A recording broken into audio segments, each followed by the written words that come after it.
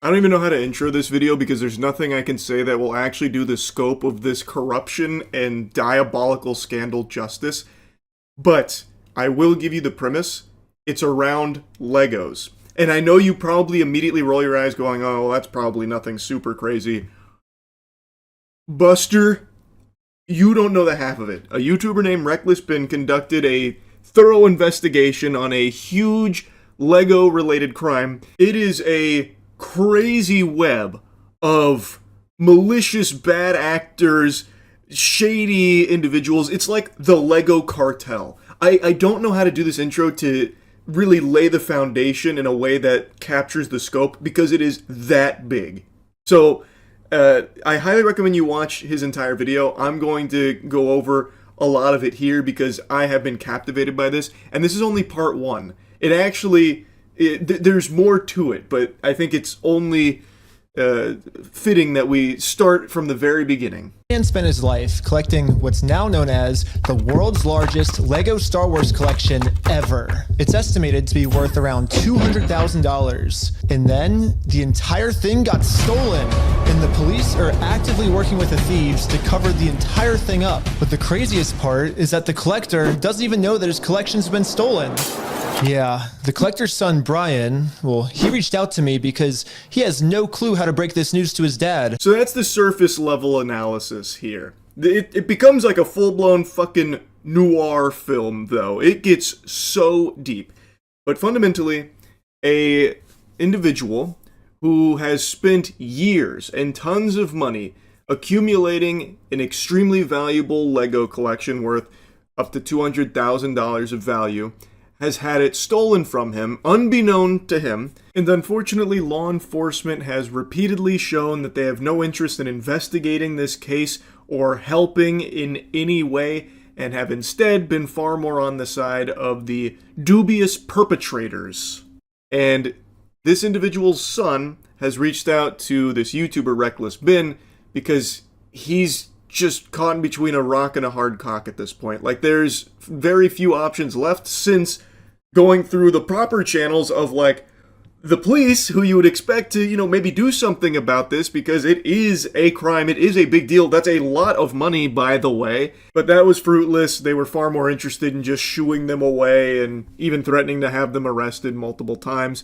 So Brian, the son, teamed up with Ben and his team to do everything they could to try and either get him his Legos back, his father's Legos back, or get them the payment that they were due for the Legos, which, a lot of money. But anyways, the thief of this collection is actually a corporation called Bricks and Minifigs. Bricks and Minifigs, the biggest toy store of its kind. Is the largest toy store. Bricks and Minifigs were not just your average Lego store. For collectors, Bricks and Minifigs is basically seen as the best and safest way to sell your Lego collections. I'm selling my Legos. Now, even me, a drooling Cro-Magnon man who is not deep into the Lego community, I've heard of Bricks and Minifigs. They are a big corporation, and I do know that they are considered, or at least were considered prior to this, the gold standard when it comes to selling your Legos. So the fact that they are the corporation that's implicated in this actually was pretty surprising to me, because they're like the only company in this space that I'd heard of. And it turns out, well, might not be all sunshine and titties over there. It may be a lot of malicious bad actors, potentially. Brian thought that this would be the perfect store to finally sell his dad's Lego Star Wars collection. So I wrote up a contract. In the contract, it says that these are still the family's Lego sets, but every time one gets sold, the store gets to keep a small percentage of each sale. This was a store's worth of inventory. So that store that day was nothing but my dad's collection. Like, all the shelves filled. They had to bring in extra shelves and filled the whole party room with shelves. But the owner of the franchise, this woman, well, her husband had to actually leave the country due to some work-related reasons. My husband and I were planning on moving out of the country. They did everything correct when it came to selling his father's collection to Bricks and Minifigs, so they got his Library of Alexandria of Lego collection. They got the fucking One Piece, and basically it was the entire store's inventory. They had to call in the cavalry in order to take it all. And the owner of the franchise, which is that woman right there that is being interviewed by Ben, made a mention that her and her husband were actually planning on moving out of the country. And when she informed corporate about this, they said that, you know what, there is a seller who is potentially interested in owning in that area. And then it went straight down the shitter. It spiraled into some degeneracy where they informed her that they were terminating her franchise agreement. They were threatening to call the cops on her. You're excommunicado here, like it's fucking John Wick. And she made a point to say, you know, this isn't right. This is not comfortable. I'm not leaving without doing inventory. But they wanted her out of there. You know, hit the road, Buster. And it's actually backed up by irrefutable evidence. She was actually able to save all the security camera footage from that night, proving that everything she just said is true. All the footage and evidence is there. In the security cam footage, it's him at the store kicking her out. In that footage they sent us is Crystal asking him, how am I supposed to pay this guy? These are sets he has not been paid for. The corporation is sitting there on video saying they're going to take it. After this woman got kicked out of her own store, she called Brian explaining how corporate just came down and is now trying to take the world's largest Lego Star Wars collection without paying for it. I feel like I have to be extremely careful and pussyfoot around what I'm allowed to show, but in Reckless Ben's video, he does show the security camera footage, and it does have someone go in confirming that they are taking on that business, and most notably, a very important thing that is captured on film is him saying that they also take on the consignment. That means that they are legally taking on the responsibility of Brian's Legos. At least, as I understand it, that's how it seems to be. That is something very important to remember going forward. I mean, how do you possibly wiggle your way out of that one? That's pretty indefensible. It's right there on camera, 4K in the cringe compilation. It feels like checkmate to me, but this is bricks and minifigs we're talking about. These are super villains here. We got some like actual diabolical demons in that food chain. So Brian, the son, reached out asking, well, what happened to the previous owner? And that's when he was informed that, oh, she's gone. She went straight to Valhalla. Corporate's taken this over now. And he was like, okay, well, what about my collection? All that vintage Star Wars that you have in your store right now on your shelves, that's ours, and we haven't been paid for it. We have a contract. We have all of this evidence of this deal, and still haven't been paid. And things soured. They weren't willing to play ball with that, and then eventually it led to Brian and the store here, the new guy, clashing, where he was like, okay, so like what's next steps here? Maybe we go to court. And the guy, according to Brian, crossed his arms, and really, he had an exorcism moment there. He let the mask slip, he let the evil out, and was basically just threatening him, saying like, look, if we go in this route, we are going to basically bleed you dry. We are going to drain the piss from your balls legally, and it will end up costing you more than you would have ever gotten for this collection in the first place. So if that's what you want to do, buckle your seatbelt. That kind of thing.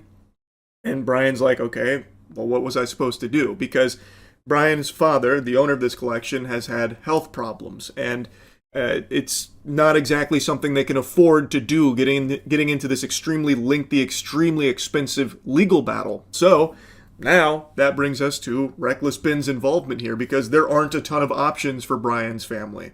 And since that interaction, they have been flooding their social media page with those vintage Star Wars Legos that they still haven't paid for, which feels like they are just gloating and goatseeing, just openly mocking Brian and his father's collection, just insulting the family. And why are the cops not helping? But luckily for Brian, a YouTuber ended up catching wind of this story and created a team of YouTubers to do whatever they could to get Brian his Legos back. This is the full inventory of all the sets and minifigs. We can figure out how to get this guy his money and his stuff back. But right after they started, they instantly stopped working on this case. So I called one of them to find out why. So they were threatening legal action against us. You know, Bricks and Minifigs, which is a pretty big company who probably has way more resources than we can, really put up a fight against. Bricks and Minifigs knows that they can just bully anyone that tries to expose them with frivolous lawsuits. So this story here wasn't something that totally flew under the radar. There were people that knew about it. So there was a group of YouTubers that wanted to try their best to get him his money for his collection. But when they picked up the case, they were allegedly threatened with legal action from Bricks and Minifigs, which is something we've seen countless times in the past with these corporations, that when some of the dirtiness starts to hit the mainstream, they then lash out litigiously to silence them, like Reckless Bin says, to bully them into this submission, because they know they have more money and they are going to use that against these YouTubers that don't have the means of fighting against a company of their size. Now, what happens next in the video is something I'm not sure if I'm allowed to share. In Reckless Bin's video, I've noticed he's edited it to have like blurs around the video, but it's not actually blurring anything, but I think he was trying to with the YouTube editing tool. So I'm just going to describe what happens, and if you want to see it, go to Reckless Bin's video for it. But he actually goes directly to the Bricks and Minifig, 16-hour drive with his friends. He went there and he was wearing the glasses that you can record with, which you've seen a bunch of fucking TikTok pranksters using for nefarious means. But he goes there and he just asks the employee, hey, I'm here inquiring about Brian's collection. He uses the name Brian. And immediately, they've only had like 2 sentences shared between him where he says hello, and she says hello, you know, how are you, that kind of thing. And then he says, hey, I'm here to ask about this Lego collection from Brian. And then she instantly says, you need to leave. And then she starts putting up a big stink about how she's being harassed, even though he hasn't said anything else. He's just mentioned Brian's Legos and asked, you know, like, what's the deal with all of that? She instantly starts playing this card of like, he's harassing me, holy fuck! It hurts! And then she gets on the phone, talking about like, check the cameras. This fucking creep psychopath has come in harassing me, all because he's asked about Brian's Legos. She then tried to give him the runaround, saying like, this is corporate, not me. Scram, dweeb, take it up with corporate. But he already went to corporate, and he showed more footage of that interaction where they at corporate were saying, well, you got to take it up with her. So they're just giving him the runaround, just sending him on a wild goose chase here, this game of hot potato that nobody wants to actually like take responsibility for.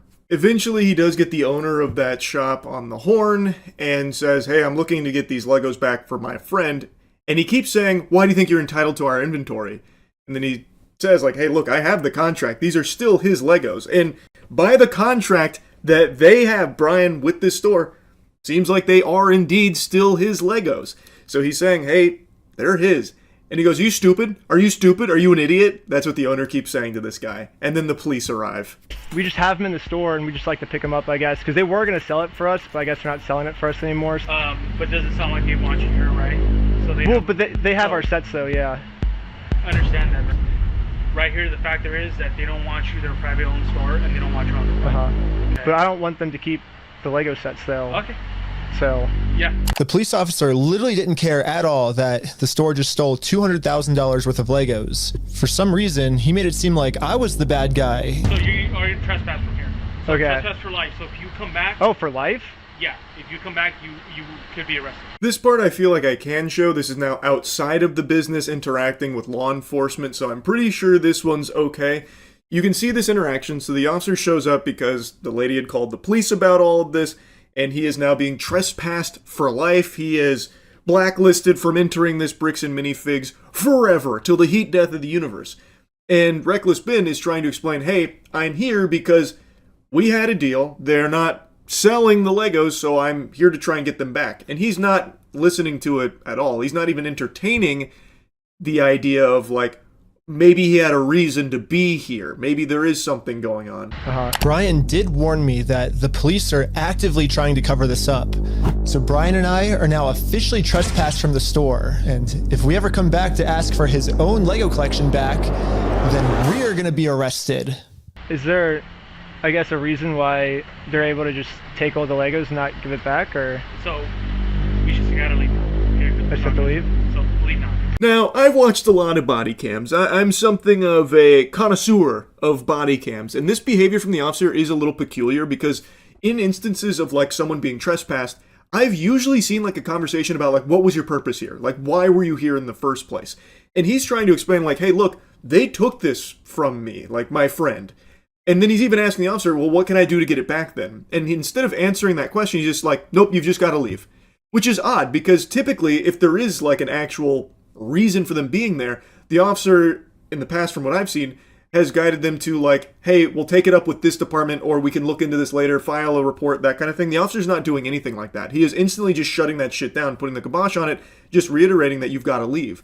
And like, I understand he was called there solely to trespass him, but even still, he could say like, we can handle this, you know, through the official channels, through this way, if there is actually a grievance here, but for now, you just have to leave the property. That's how I've seen it handled in the past. Now, since he was trespassed from that location, he went back to corporate and actually talked with the CEO of Bricks and Minifigs. His name is Ammon McNeff, and he just instantly goes liar, liar, pants on fire mode. Again, this is filmed with his glasses here, so I don't know if I'm allowed to show it, but if you want to see it, I guess while it's still up on Reckless Ben's channel, you can go see how this went.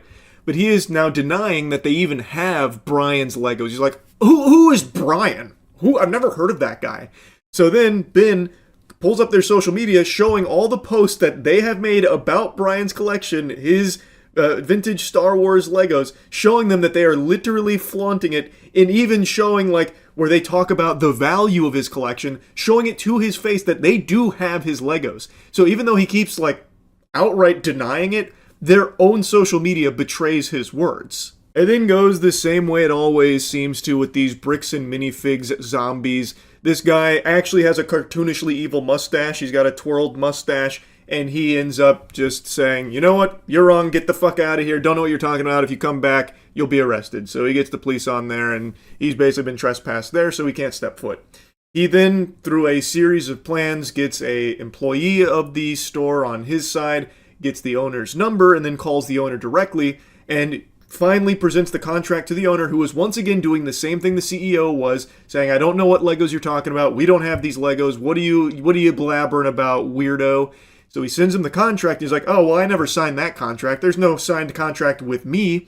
And he's right, because it is the previous owner's name on there. But the thing is, when they took it over, they said that they are taking on those previous business agreements. They are taking on the consignments like this Lego collection that they had from Brian, which they are still actively hawking. They still have it, and they haven't paid for it. So that excuse can't work. I don't feel like there's some legal loophole there when they have taken over this business and agreed to take on these consignments, according to what we have evidence of. So I feel like there's no way that they could weasel themselves out of it, like actually by law. It feels highly illegal what they're doing. And once again, these brainwashed ghouls at Bricks and Minifigs devolve into the same thing. You're harassing me! I'm calling the cops. So once he is basically, you know, putting the fucking full Nelson here, the contract is there, he tries to claim that's not how the law works. We don't take on the business that we take over. So like this previous owner's contract no longer includes us, even though we're still selling that inventory, and even though the contract is still applicable to the business we took over, even though it's just not my name on there, so it doesn't count, which means we don't actually have to pay for this collection that we have an agreement with and that we are still actively selling. You guys are wrong, you're harassing me, and I'm calling the cops. That's how that ends with the owner there. And then Brian talks about how when he tried to sue them, oh, I forgot to mention, the owner, of course, tried to play hardball saying, well, sue me then. If that's how the law works, sue me. Because he knows that as this big corporation, they have enough resources to drag it out and make it very painful for just the average Joe Schmo. And then Brian starts to talk about how when he did try and sue them, go through the legal channels, it wasn't exactly smooth sailing or easy. Brian already tried to sue him, and it didn't work. We've been to a couple attorneys, and they basically spelled it out, saying here's the path that's going to happen if you go down each of these routes. They're now in Spain, so we're getting into that whole international thing just to have them an injunction on the store to have them go back and prove what they sold and not. And that's like $60,000 to $70,000. Yeah, Bricks and Minifigs knows that Brian and his dad don't have nearly enough resources to sue a company as big as Bricks and Minifigs. He's like, we're gonna keep these. You're gonna walk away from this. You're not coming back. And if you choose to sue us, we will drag this out in court till it is well past what this collection is worth. Which is something he touched on earlier with the initial threats that were made against him when he tried to inquire about either the payment for his father's Lego collection, which they have, or getting the Legos back, which they're refusing to do. They have this huge inventory that they have not paid for. They have not fulfilled the obligations of the contract with the store, and he is not getting them back, and they're saying he's not entitled to it. It's so fucking disgusting, man. Their tagline, because it's boring, and I changed it to "We steal from old people." And now the tagline's actually accurate. Also added a cute little company logo. And this is my plan of how I'm gonna make it into court with bricks and minifigs for free. Is where I'm gonna make my grand reveal. You see, this entire time, my company name was actually called We Steal From Old People. Yeah, the words bricks and minifigs, that's just the company tagline. In America, there's no specific law that says whether the tagline has to be above or beneath the company name, so I'm just allowed to do this. So his plan basically became to goad Bricks and Minifig into opening a lawsuit against him under the belief that they've stolen their name. And his Uno reverse card was, didn't steal their name. That's the tagline. The name of the company is actually We Steal From Old People. So he did actually incorporate it. He does have a website for We Steal From Old People, where they're like selling merch and all of that. And I'm not a fucking lawyer. I don't know if that works. In my noodle up here, it feels like since he did take directly their logo, Bricks and Minifigs, it would still probably be a problem. Even if it isn't the name of the company, it's still just being like the tagline and forward facing probably creates brand confusion that could get him on the hook for an issue. I don't really know, but the plan was instead of paying tons and tons and tons in legal fees to sue them, flip it so that way they are paying the legal fees to sue Ben.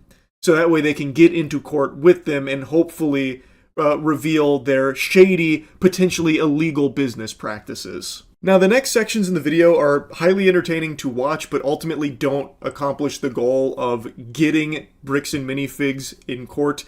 They go back to the CEO, who is now aware of what they've been doing, which was like selling outside of their store, that kind of stuff, and the We Steal From Old People thing.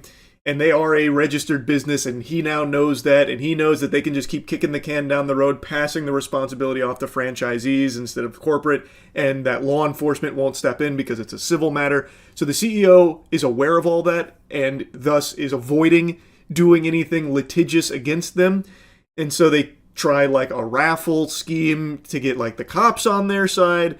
Ultimately, it doesn't work. The cops are very much against them, trying to like get any kind of investigation into the actual Legos that they are still having without paying for them. The cops really do not like these guys because they keep getting calls about like trespassing them, harassment this, harassment that. So they are very much not looking to really investigate their claims about like they have these Legos, they haven't paid for it, which is illegal. Like that, to me, and I haven't brushed up on my civil versus criminal lawsuit, but I feel like that would start to teeter on being a criminal lawsuit if they are knowingly selling this product that they have not paid for, knowing that it is not even owned by them via the contract they have. Like, I feel like that would get close to a criminal case that would warrant some kind of like actual investigation, but they're not willing to even take those first steps because Bricks and Minifigs just keeps calling the cops out here about like trespass them, they're harassing, and they're hatching these like wacky schemes to try and get Bricks and Minifig to engage legally with them so that way they can open it up to more with how they've been doing their business. And it just ultimately wasn't working. Now what it does do, and again, I don't think I can show any of the footage here from it, but what it does do is it whittles down the owner, Josh, where it does seem like he starts to get really antsy and start to kind of panic a little bit. So he has another conversation with Ben, and he's like, look, this is what I need. I'll give the Legos back if I get a written apology from Brian. Dweeb, you're such a fucking twerp, Josh. All of the negative comments taken off. Only positive reviews, that kind of thing. So he is like actually holding the Legos hostage for these deliverables here. Fucking loser, man. Yeah, so basically before Brian can get his Star Wars Lego collection back, he has to write Bricks and Minifigs an apology letter for making this Facebook post.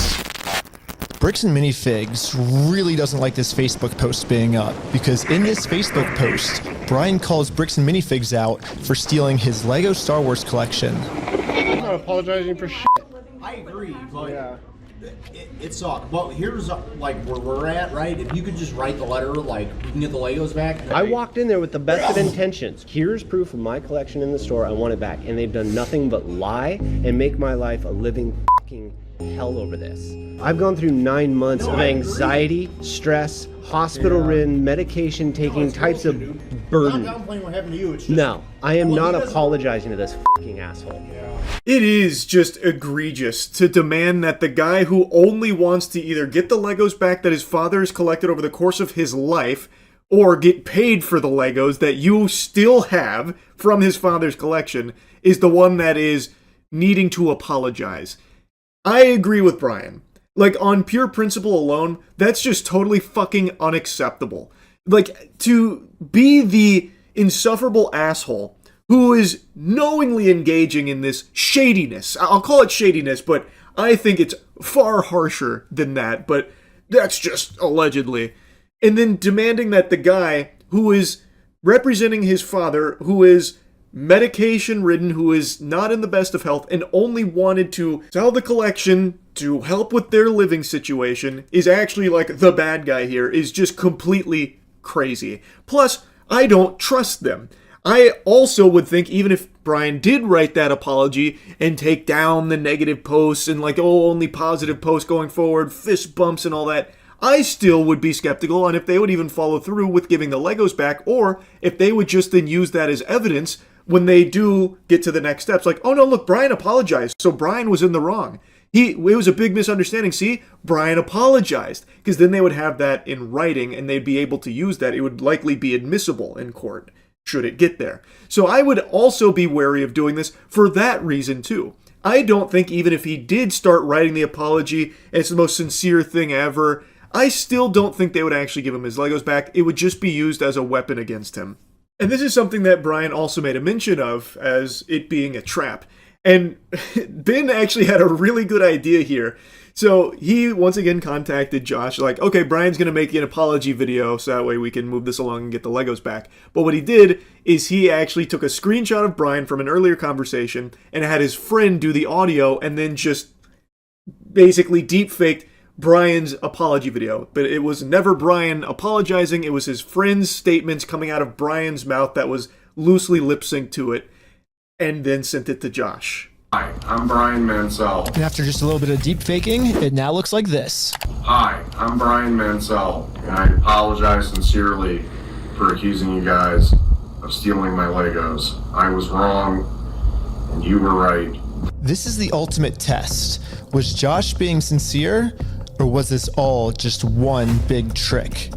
Josh then took the apology and he said, oh, this is so nice, this is so big of you, I can't wait to give your Legos back, you have my word, and that's not who I am, but you also need to go apologize to Amanda. So Ben goes to try and apologize to Amanda after getting permission from Josh, the owner, to go there, even though he's been trespassed. He shows up, Amanda instantly tries to call the police to have him arrested. So that didn't go over super well. That does seem like they were just trying to get him arrested there. But then he calls Josh, and he's like, oh, dagnabbit, I can't believe that happened. I can't believe she'd do that. Anyway, let's work on getting those Legos back, shall we? Well, wouldn't you believe it, tons of time passes by. They keep stalling, like, oh yeah, no quick update, but soon we'll have it. These are all conversations that he's had over the phone with these fucking monsters over there. Again, this is Legos, by the way. And they just keep not giving the Legos. Over a week, 2 weeks, I already forgot, but it was a long time had passed, and then they eventually try making peace with Amanda again, which is the lady from the very beginning who just keeps getting the police on the horn to try and have them arrested, and that's still not working. And then it turns out, apparently, they don't have his Legos to give back anyway.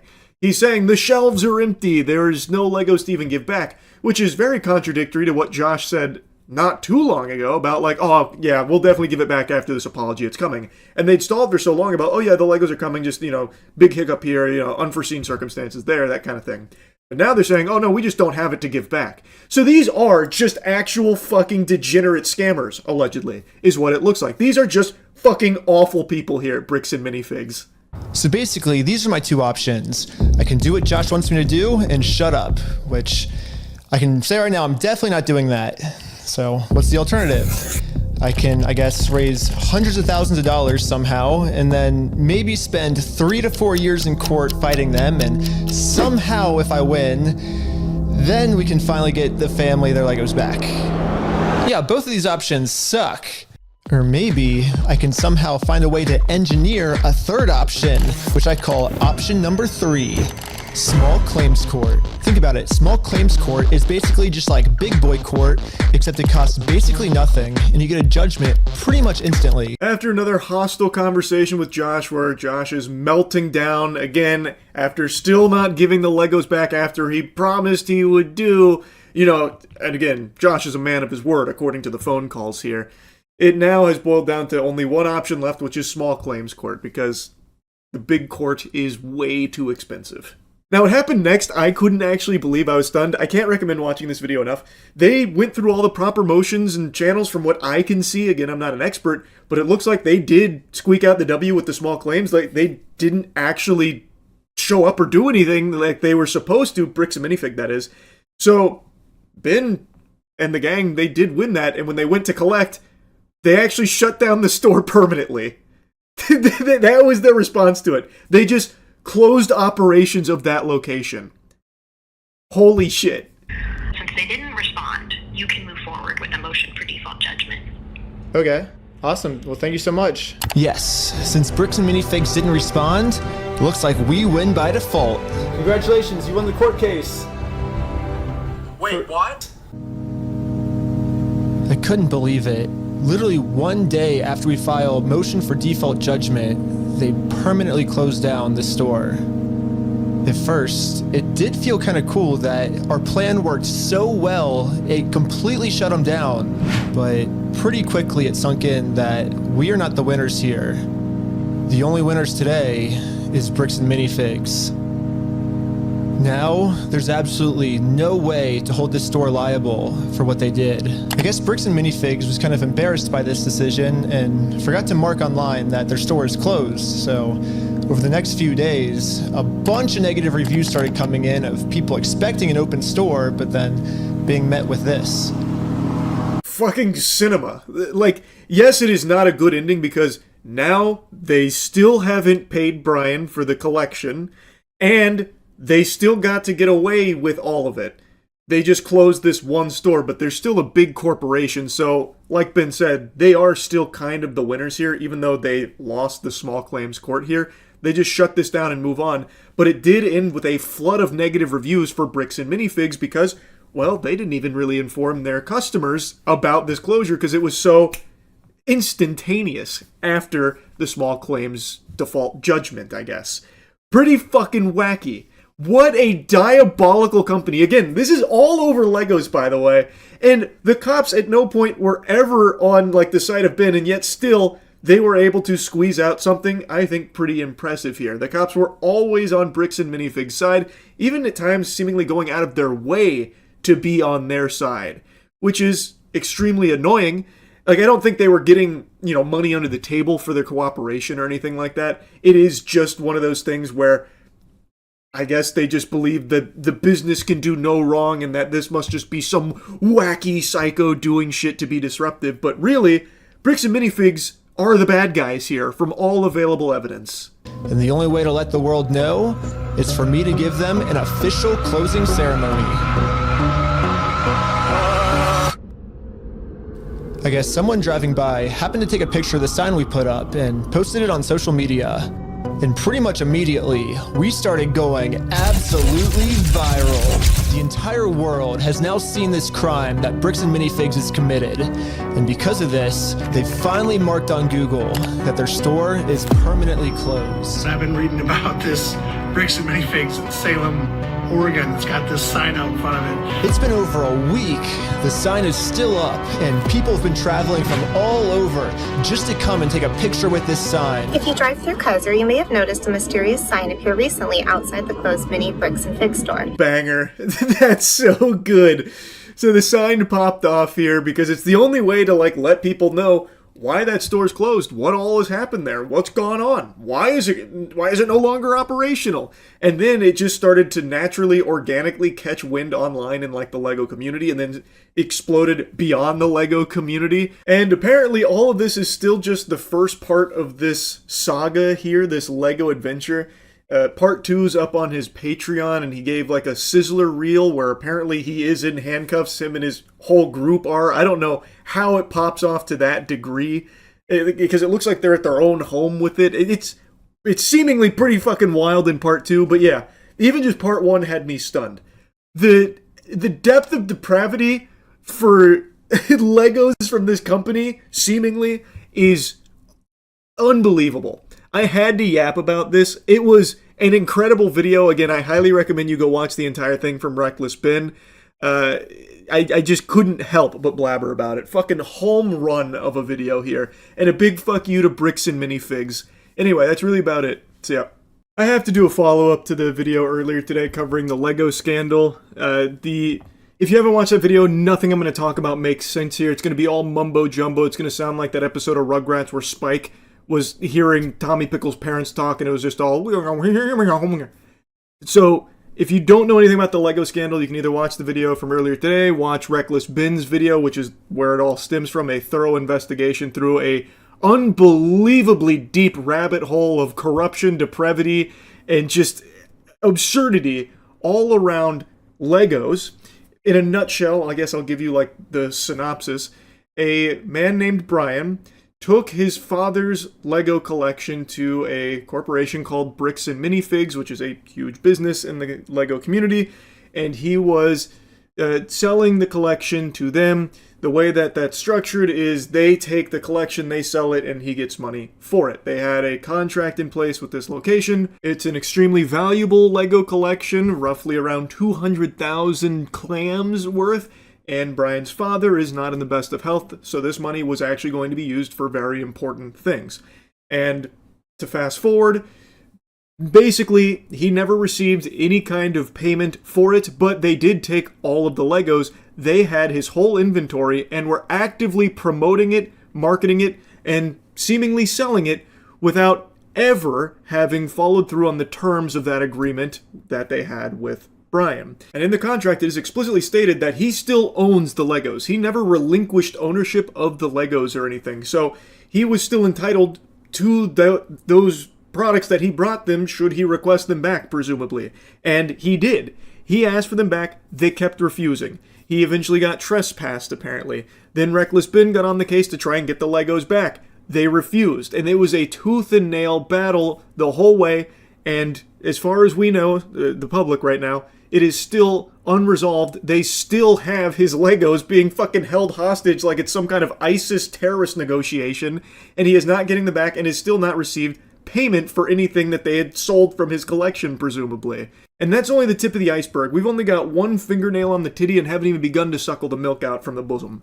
It is so deep and so ridiculous. I highly recommend you check out Reckless Ben's video covering it.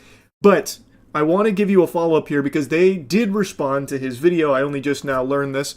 And Reckless Ben made a video covering their response. And there's a couple things that I want to talk about because I think it's an absolute load of fucking horseradish that they're trying to pull here with what they're claiming in a couple of instances. When a complex business dispute is reduced to edited social media clips, critical facts are often lost.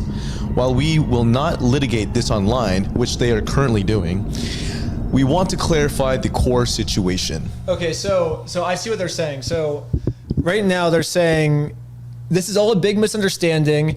Ben has edited these clips to make us look bad, but we're not really bad. Now, for the rest of this article, we're going to share our side that Ben left out, is what I'm assuming they're saying here, right? That is exactly what they're saying, and this sounds like the quintessential PR speak, boilerplate, template shit, nothing sincere, nothing genuine, just a desperate attempt from a PR firm to try and save face for their client here, Bricks and Minifigs. And there is just the standard jargon here. They are doing this because right now they are in hot water. They've got their nuts dipped in the candle wax right now and it's starting to burn. Everyone is shooting spitballs at them. Everyone's on the top turnbuckle throwing tomatoes, screeching boo for good reason. Because they look like huge assholes here, and from all available evidence, they are in the wrong. And they are refusing, outright refusing. There are tons and tons of recorded phone calls and interactions with the top brass of Bricks and Minifig, just outright denying, lying, and refusing to give him his Legos back, even though from all available evidence with all of the footage as well as the contract, it seems like Brian is legally within his right to ask for it back, and they should have to oblige. They did not pay him for that collection that they have in their inventory that they have been marketing and pushing and presumably selling, and they never gave him any piece of the pie. And in that contract, it is explicitly stated it is still his collection. It is still his Legos. So I don't know what authority they think they have for that. And again, I'm not a lawyer, so maybe it is more nuanced, though I don't really see how it could be. It, to me, feels like a pretty slam dunk case of a corporation butt fucking the little guy, just because they have more money, which is something they made very clear. If you do try and sue us, we are going to drag this out, and you are going to lose more money in these legal fees over the course of years than you would have ever gotten from us for this collection. They have said that to him. There is even a recorded phone call about that very thing, fundamentally. Like, they are not being shy about being assholes. So this right here just reads as just standard PR speak of, oh, this isn't what we're about. We would never exploit anyone, especially not geezers. Especially not octogenarians. No, we love the elderly fossils, guys. We would never exploit them. Unless? I don't know. It just, to me, smells stinky. It just feels really fake and forced. And they don't even really give a good defense. So this is supposed to be their side of things, but they don't actually explain it well. And what they do try and use as, like, their ace in the hole, I think falls very flat. Let's see their side. So it says, the reality of the consignment claim. Much of the online narrative centers around a private consignment arrangement allegedly made by a former Salem store. It is vital to understand that Bricks and Minifigs Corporate was not a party to this alleged agreement, nor were subsequent franchises who took the ownership of the Salem location after the former owners were removed. So Bricks and Minifigs does have a point here. The previous owner, according to Bricks and Minifigs franchise agreement, they're not supposed to do consignments. They're supposed to buy the Legos and then sell them. So I think the old owner broke the rules. And that's a very fair point. So a big portion of this revolves around that consignment. So the old owner maybe went against protocol here when she took on board the Lego inventory, and then what happened is she and her husband, they were getting out of the area, and then a new owner was coming in. They basically kicked him to the curb instantly. And there's even video camera footage of her saying, well, what about this inventory? I'm uncomfortable leaving with this inventory that I haven't finished here. And they said, it is on camera. It is on security camera footage. You can hear the guy say that they take on the business, like the business endeavors that are already in place, and even explicitly mentions consignment. He says that they are taking on the consignment. But let's just go ahead and assume that he's not representative of the whole company and can't make that call on his own. He can't go up there and just fucking hit a dinger himself and say, you know what, we will take the consignment. If they don't do consignment, then what legal leg do they have to stand on to continue to hoard this inventory from Brian's father? They are actively marketing it, so I imagine they have been actively selling it for quite some time, but they never paid for it. And if they don't do consignment, then the contract that was in place should have never existed in the first place. Thus, they shouldn't have that inventory. So, when Brian is requesting that he gets his Legos back from this business, how can they possibly say, no, it's ours to do what we want with now? Eat shit, pussy. How is that allowed? If they don't do consignment and what that guy said is baloney and they can't take on the inventory or do consignment because it's just not part of their company policy, then how do they possibly have the authority to say no to giving him his Legos back? Legos that they shouldn't even have in the first place then. If they don't do consignment, they shouldn't have this inventory. Thus, they should have no problem giving Brian all the Legos back, right? Because otherwise, it seems like they're stealing it. Otherwise, it sounds like the protocol was broken when she took this, but now that she's not here anymore, well, that kind of fizzles, and it's ours forever now. Sorry. That sounds a lot like stealing to me. That just feels highly illegal. Like if I march into a Circle K, assume direct control, kick the franchisee out, and it turns out all the products on my floor actually come from my neighbor, and he had a consignment deal where like the Circle K here sells them and he gets a kickback for it because it's his products, and I take over and I say, not doing that, no consignment here, not part of my policy, but then I continue to sell his products without paying him for it. Am I not just stealing it? Corporate did not assign, approve, or authorize this arrangement, which is further proof of why they should not have the Legos in the store. If this is something that the brand doesn't do, if Bricks and Minifigs doesn't do consignment deals, then they should just give the Legos back, right? There's no reason for these Legos to be in their store. They didn't pay for them. They're not doing a business deal with Brian anymore. So just give them back. Easy solution. Franchisees operate independent businesses. While they must follow system standards, the franchisor does not automatically inherit responsibility for private, unauthorized agreements a local owner may enter into. This is basically corporate saying, hey, we can't control our franchises, Exactly. right? Yeah. And then, but the problem is when you go to the franchises, they say, well, corporate told us to do this. Which is the runaround he was getting in the initial coverage of this situation where it was, corporate said this, and then corporate's like, no, it's up to them. And then, no, it's a corporate. So you just back and forth, just fucking wild goose chase. But here's the thing. Again, consignment may be fully against their policy, but that deal did happen. There was a contract in place. So if you're taking it over and you are not taking over the consignment and you're not taking over everything that the business had already had contracts for, then you, I don't believe, can legally still have that inventory, right? So how can you possibly say no when the owner of it is requesting it back? And how can you then make threats against them for it and vilify them for it? It is their product, and you are outright saying you don't do these deals, thus it's not your product. You didn't obtain it through the proper channels, and you know that. It is violative, and you are knowingly still keeping it and presumably selling it to your customers. They are openly advertising it all over the place on their socials, but it's, like, even by their own defense of themselves, it's product that they shouldn't even have in the first place, and they didn't pay for it or anything. So, is that not just stolen product, point blank? I feel like it is. At least in my Neanderthal noodle here. Again, I'm not a lawyer, but I don't see a world where you can come into a business, take it over, and then say, like, all right, everything that happened before we got here no longer counts. But we are going to capitalize off some of those deals, so this product that was a big no-no in how we obtained it, we are still going to actively sell it and market it, and if he comes requesting it back, we are going to trespass him, threaten him, and fight tooth and nail to ensure he never gets those Legos back. Serious claims require serious evidence.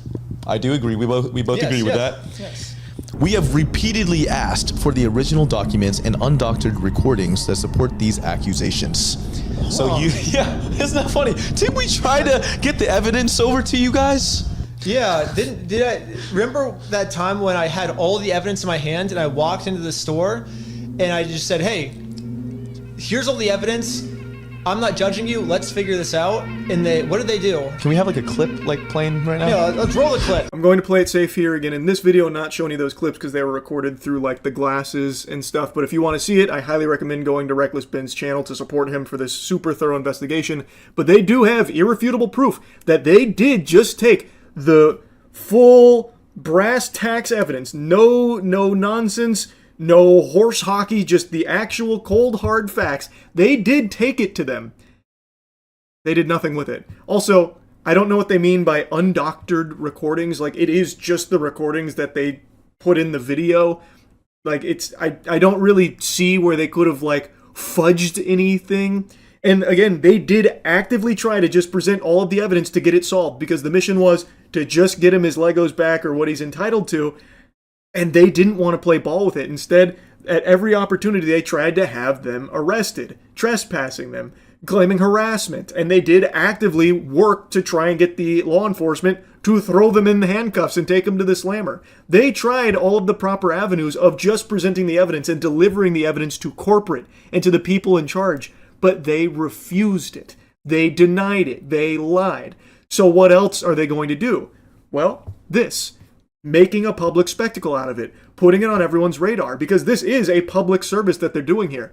Bricks and Minifigs seems to be an extremely shady corporation that no person should be dealing with. they seem to be doing some very under the table type shit that's very fucking odd, that it potentially was them stealing multiple hundreds of thousands of dollars worth of Legos from at least Brian, but who knows, maybe others as well that just weren't able to get enough eyes on it like Brian and Ben were able to in this case. Who's to say? So them talking about it and presenting all of this is important to consumers out there who might have considered doing business with this company, and now, thanks to this investigation, they know, let's pump the brakes, maybe we should steer clear of bricks and minifigs. We were the ones that refused to give them the evidence. It makes no sense. They literally go, we have repeatedly asked. Okay, that's bullshit. Selective social media posts and investigative style videos are not a substitute for the complete records and legal agreements that govern the rights of all involved parties. Okay, let's put all the evidence right here. We got the consignment deal. We got the full inventory list that the Bricks and Minifigs store made that shows which sets were sold, which sets are still in the store, and which sets Brian has not been paid for. This was an inventory list made by the store. Here's the security camera footage of corporate knowing there was a consignment deal. Here's all the metadata time-stamped pictures of the sets that were still in the store when the owner got kicked out. I've printed all of this proof out and tried to give it to them. They did have the whole kit and caboodle here. This should have been something that never got to this point, never escalated to this point at all. And again, in that footage, the security cam footage, he himself calls out that, yeah, they're taking on the consignments when they take over. But again, maybe he doesn't have the authority to do so, but still, they shouldn't have this inventory then, and they should have no problem giving it back. And them in their statement saying, we've repeatedly requested you give us just the real stuff, not just some fucking bogus YouTube video. Ugh, the actual, fucking evidence here. And they have proven that they repeatedly did try to. The corporation here was never receptive to it. They never took it. They never wanted to deal with it. Instead, they were more interested in just trying to have them arrested and silenced and bullied using litigious threats. So this is just a complete fucking lie here in their statement about, like, we asked for it, but you just wanted to make a YouTube video. That's just not true. They did try. If a legitimate claim exists, there are established legal and dispute resolution processes to handle it fairly. Attempting to force a business outcome through public pressure, especially on unrelated stores and employees, is not a productive or fair path forward. Basically what they're saying is, let's figure this out the legal way. Well, we did what he said, actually. We did sue him, and we won. And then they didn't like the legal way. Bricks and Minifigs was the one who didn't want to do it the legal way. Do you know why? Because when they won, and they did win, in small claims court, they did win. They took it the legal way. Also, from the very beginning, they were trying to provide the evidence to just get this solved. It was Bricks and Minifigs that didn't want to play ball. So they did eventually take it the legal way. They went to small claims court. They didn't go to like the extremely expensive one like Bricks and Minifigs wanted them to, because what Bricks and Minifigs wanted to do was bleed them dry through a long, drawn-out process to just drain them of resources. So instead, they went to small claims court, and Reckless Ben, he did win against them. And how did Bricks and Minifigs respond? They shut down that location. So they didn't even pay him what they owed from the small claims court. They instead just shut down operations on that location, thus leaving him high and dry, as well as Brian and the Legos. So yeah, I don't know, Bricks and Minifigs. It sounds like it really wasn't the legal way that you were wanting, was it? So that wasn't much of an option. Public pressure was the only productive way to get any kind of attempt to try and help Brian here get his Legos back. But still, that hasn't happened. So instead, what's happening is people are being alerted to the very awful business practices of this company. Like, again, the lack of professionalism as well from the people in charge is fucking alarming. The way that Josh, one of the owners there, of that location, just keep calling this guy stupid, cussing at him, swearing at him, fuck you, man, that kind of stuff. Everyone's seeing it now. So Bricks and Minifigs looks like a terrible fucking business. And they have still not given Brian's Legos back, even though they did go through the legal way. Doing whatever they can to silence criticism. And if you don't believe me, watch part 2. Moving forward together, our position remains simple. Bricks and Minifigs Corporate was not a party to the unauthorized Salem consignment agreement. Wait. But they were a party in the theft of the Legos.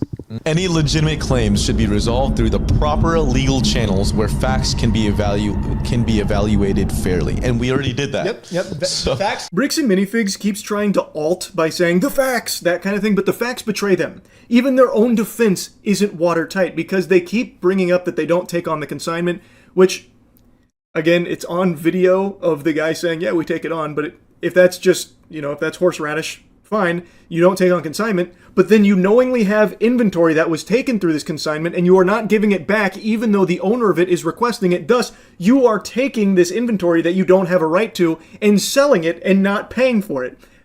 That sounds like it's stolen. That's an immutable fact. That is not like a doctored piece of video or anything like that. That is a provable fact that there was a consignment and he gave the inventory to the store. They had it. They were actively marketing it, so they definitely had the product. They were selling the product, it seems, based on all evidence.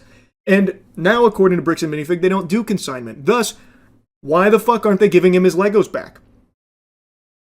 What sense does that make? These are the facts. We ask our fans and creators to consider the human impact of the content they share. Fairness is a two-way street. It requires looking at the full picture and respecting the rights of unrelated small business owners and their staff. I mean, shouldn't they care about people below them? This doesn't say how they're moving forward. Moving forward should be, let's give Brian his Legos back, right? That should have been the first sentence. That's absolutely right. Instead, this is more just like a sad song. Guys, come on, we ordered some french fries. Why is no one shedding any tears for us? Think about the human impact. There's humans here. And by the way, in the video we heard from some of those humans, they're really rancid. They're really rude, mean people that Ben was interacting with. Off rip too, by the way. Like, it's not like they were goaded into it. When Ben was just asking very simple questions at the beginning, they were instantly snapping and saying that that he's harassing them. I don't know, not really great people there at the top of the food chain at Bricks and Minifigs that I've seen. And also, considering the human impact, what about Brian's father? You have his fucking Legos. His life's work. He built that up over the course of so many years of his life, growing it into what it became, worth multiple hundreds of thousands of dollars. His pride and joy, and it was money that the family could have really utilized in his time of bad health. So what about the human impact there, Bricks and Minifigs? What the fuck? You are the last place that should be trying to appeal to, like, humanity, please. When you have his Legos and are still refusing to give them back or pay for what you've sold from his collection. It's ridiculous. And in their response, they don't explain why they're keeping the Legos. They don't address that at all. So you don't do consignment. Why are you keeping the Legos? Why are you selling those Legos? And why are you not giving them back to the owner? If you don't do consignment, you shouldn't have them. Explain your side. You didn't. Instead, they just keep relying on like this nothingness. Like they're not even defending themselves is the thing. Because what they're doing is indefensible.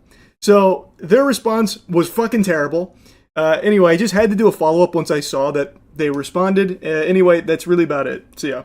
Just got up first thing in the morning, and I hop online and see that there's even more new wild information in regards to this Bricks and Minifigs Lego scandal that I've been glued to for the last like 48 hours. I know I've already made 2 videos covering it because it is just developing so fast with so much insanity to it. It's hard for me to resist yapping about it.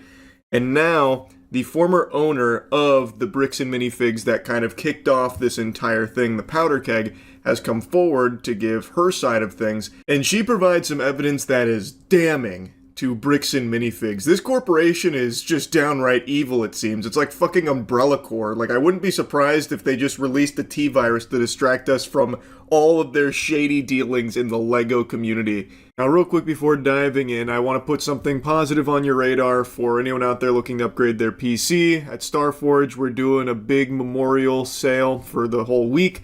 So if you've been looking to get a PC upgrade, now's the time. There's a link to that in the description. Our Lego franchise and our life savings, along with a giant collection inside the store, which was owned by Brian Mansell's father, was taken by Bricks and Minifigs. And then Reckless Ben made a great documentary about it, and it has blown up. Just to bring you up to speed on the lore, these were the 2 previous owners of the Bricks and Minifigs, where Brian took his father's lifelong collection of Legos, valued at roughly $200,000 worth of Legos. He brought it to this facility, this store, this Bricks and Minifigs that was owned by them. They took it on with the consignment, and then they, the owners, made the decision that they were going to be leaving the country, and thus they were going to look for a seller for it. But Bricks and Minifigs corporate came in and kind of immediately kicked them out. Came in there, gave them the titty twister, and said, "Beat it, scum. Get out of here. Get out of town. You're not welcome." And they have on video Crystal here talking about like, hey, we have this big inventory and this consignment. What's going to happen with this? And on video, they confirm that they are going to be taking on all of that, including the consignment. They say that directly. So they were basically kicked out of their store, and they give a lot of information on that, and it seems like they were very unjustly excommunicado here from the John Wick Continental. And when Bricks and Minifigs swooped in here, these corporate zombies refused to give Brian his Legos back, and they still haven't paid for it, despite having his entire inventory and actively promoting and selling that inventory, even though, again, they haven't paid for it, and they were refusing to return it to him, even though under contract it is still Brian's Legos. They're just saying now, we don't do consignment, so that is all moot. What you've got there is nothing. But the thing is, if they don't do consignment, then how can they possibly justify keeping that inventory? It would be, I think by all logical reasoning, stolen inventory in that case, wouldn't it? Since they didn't pay for it, and they're refusing to give it back, knowingly. So, that's the whole mess in a tight little wrinkly nutsack. And now, the former owners are coming forward to show just how deep this corruption and rot goes within this company. A guy named Brandon Best showed up on a Thursday night and demanded the keys. They threatened us with the police and promised to do an inventory and compensate us. They said they understood there was a large collection on consignment and acknowledged they were taking that over. Because taking on the business, he takes on all that consignment liability.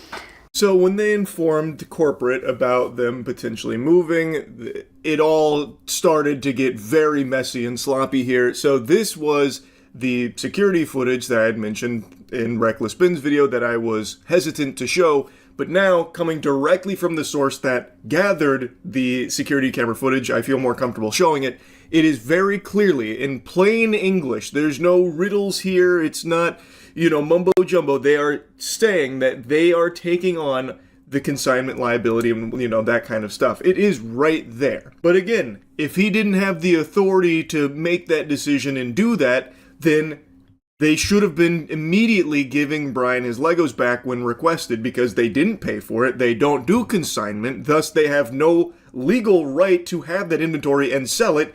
It would be, I think, by all definitions, stolen product that they are knowingly selling to customers, and they haven't paid for it or anything. They told us the same thing they told Brian Mansell, that we could fight them, but they would drag it out and make it so expensive we would be putting ourselves into a whole lot of shit.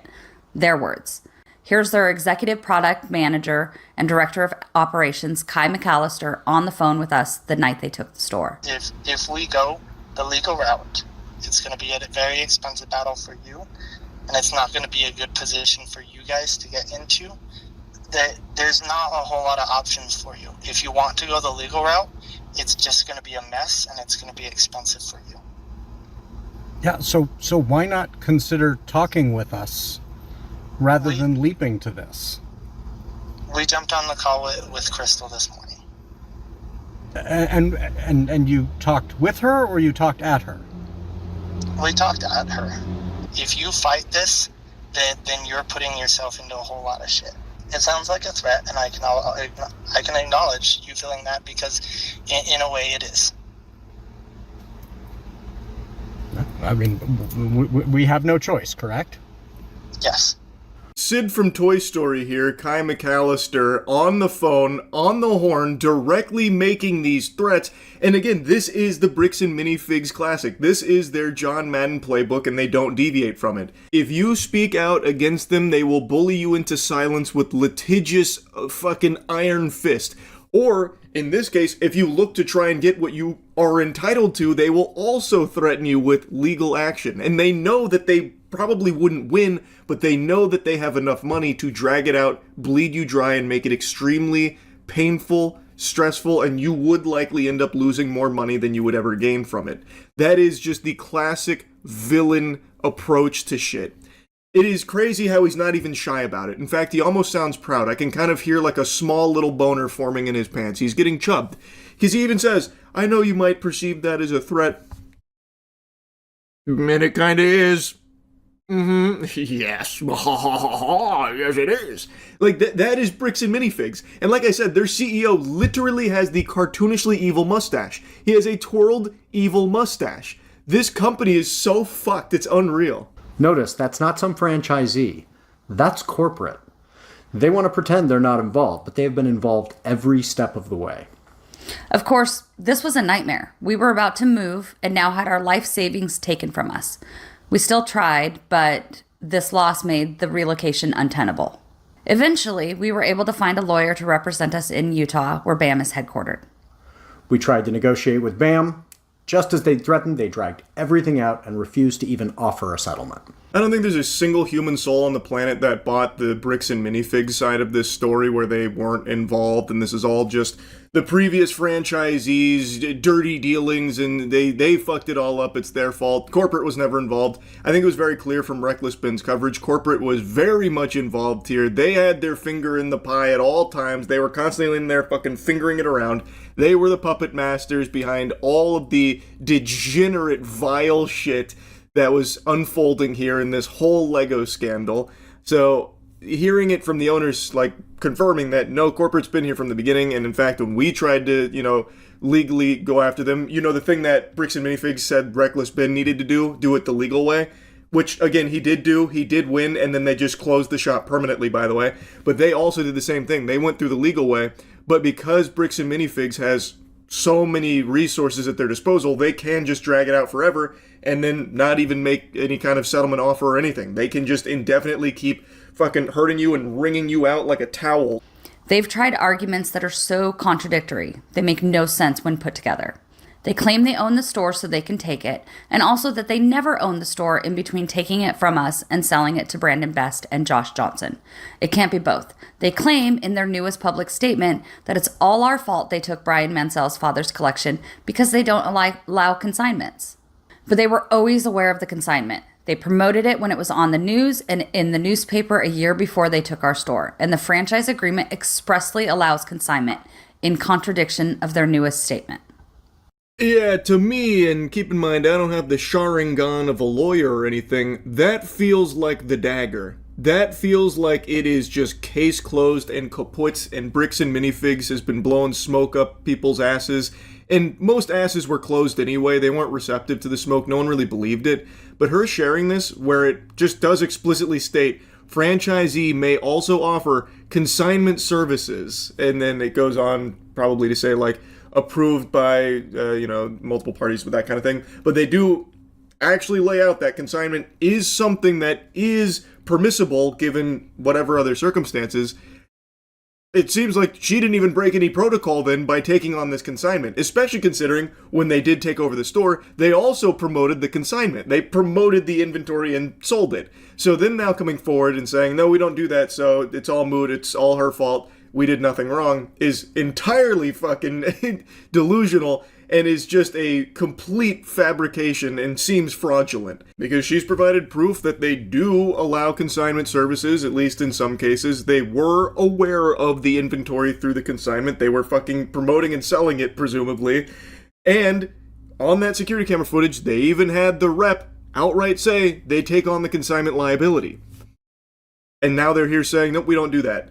And again, if you don't do it, if you don't do consignment, which all evidence seems to point to you lying about that, but if you don't, then you have no right to be selling Brian's father's Legos. You have no right to that inventory. Give it back to him and pay him what you have sold. Pay him what it is worth that you have already sold from his inventory that you shouldn't even have in the first place if you don't do consignment. That is, by I believe all textbook definitions, stolen in that case, Bricks and Minifigs. Like, this is crazy. This is a very big company. It's not some, like, tiny little bespoke company, Bricks and Minifigs is huge. They do multiple millions of dollars a year in revenue. They have so many franchise locations across the country. They are not small.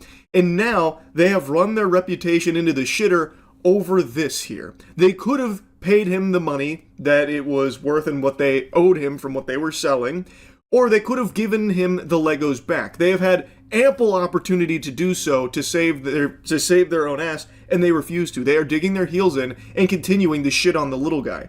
Brian's father's health is not the best. That is something that has been known. And this selling of the collection was already something that was very difficult for them to even do in the first place, and they went with Bricks and Minifigs because they had a positive reputation in the community, were considered the gold standard, and it's become a fucking nightmare for Brian, his father, and now anyone else who gets involved. Anyone who even talks about it now has been threatened. There was another group of YouTubers that also received threatening litigation from Bricks and Minifigs.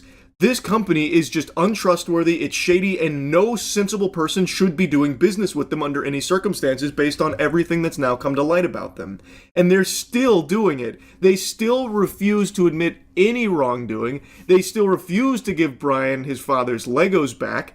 It is just complete insanity from this corporation. Now, of course, I have a link to the full video here from them talking about it. They also go on to state how they are still actively suing Bricks and Minifigs for everything that's happened here, and they have a GoFundMe set up, which is in the description of their video. I've got the full video in the description here if you want to go support them.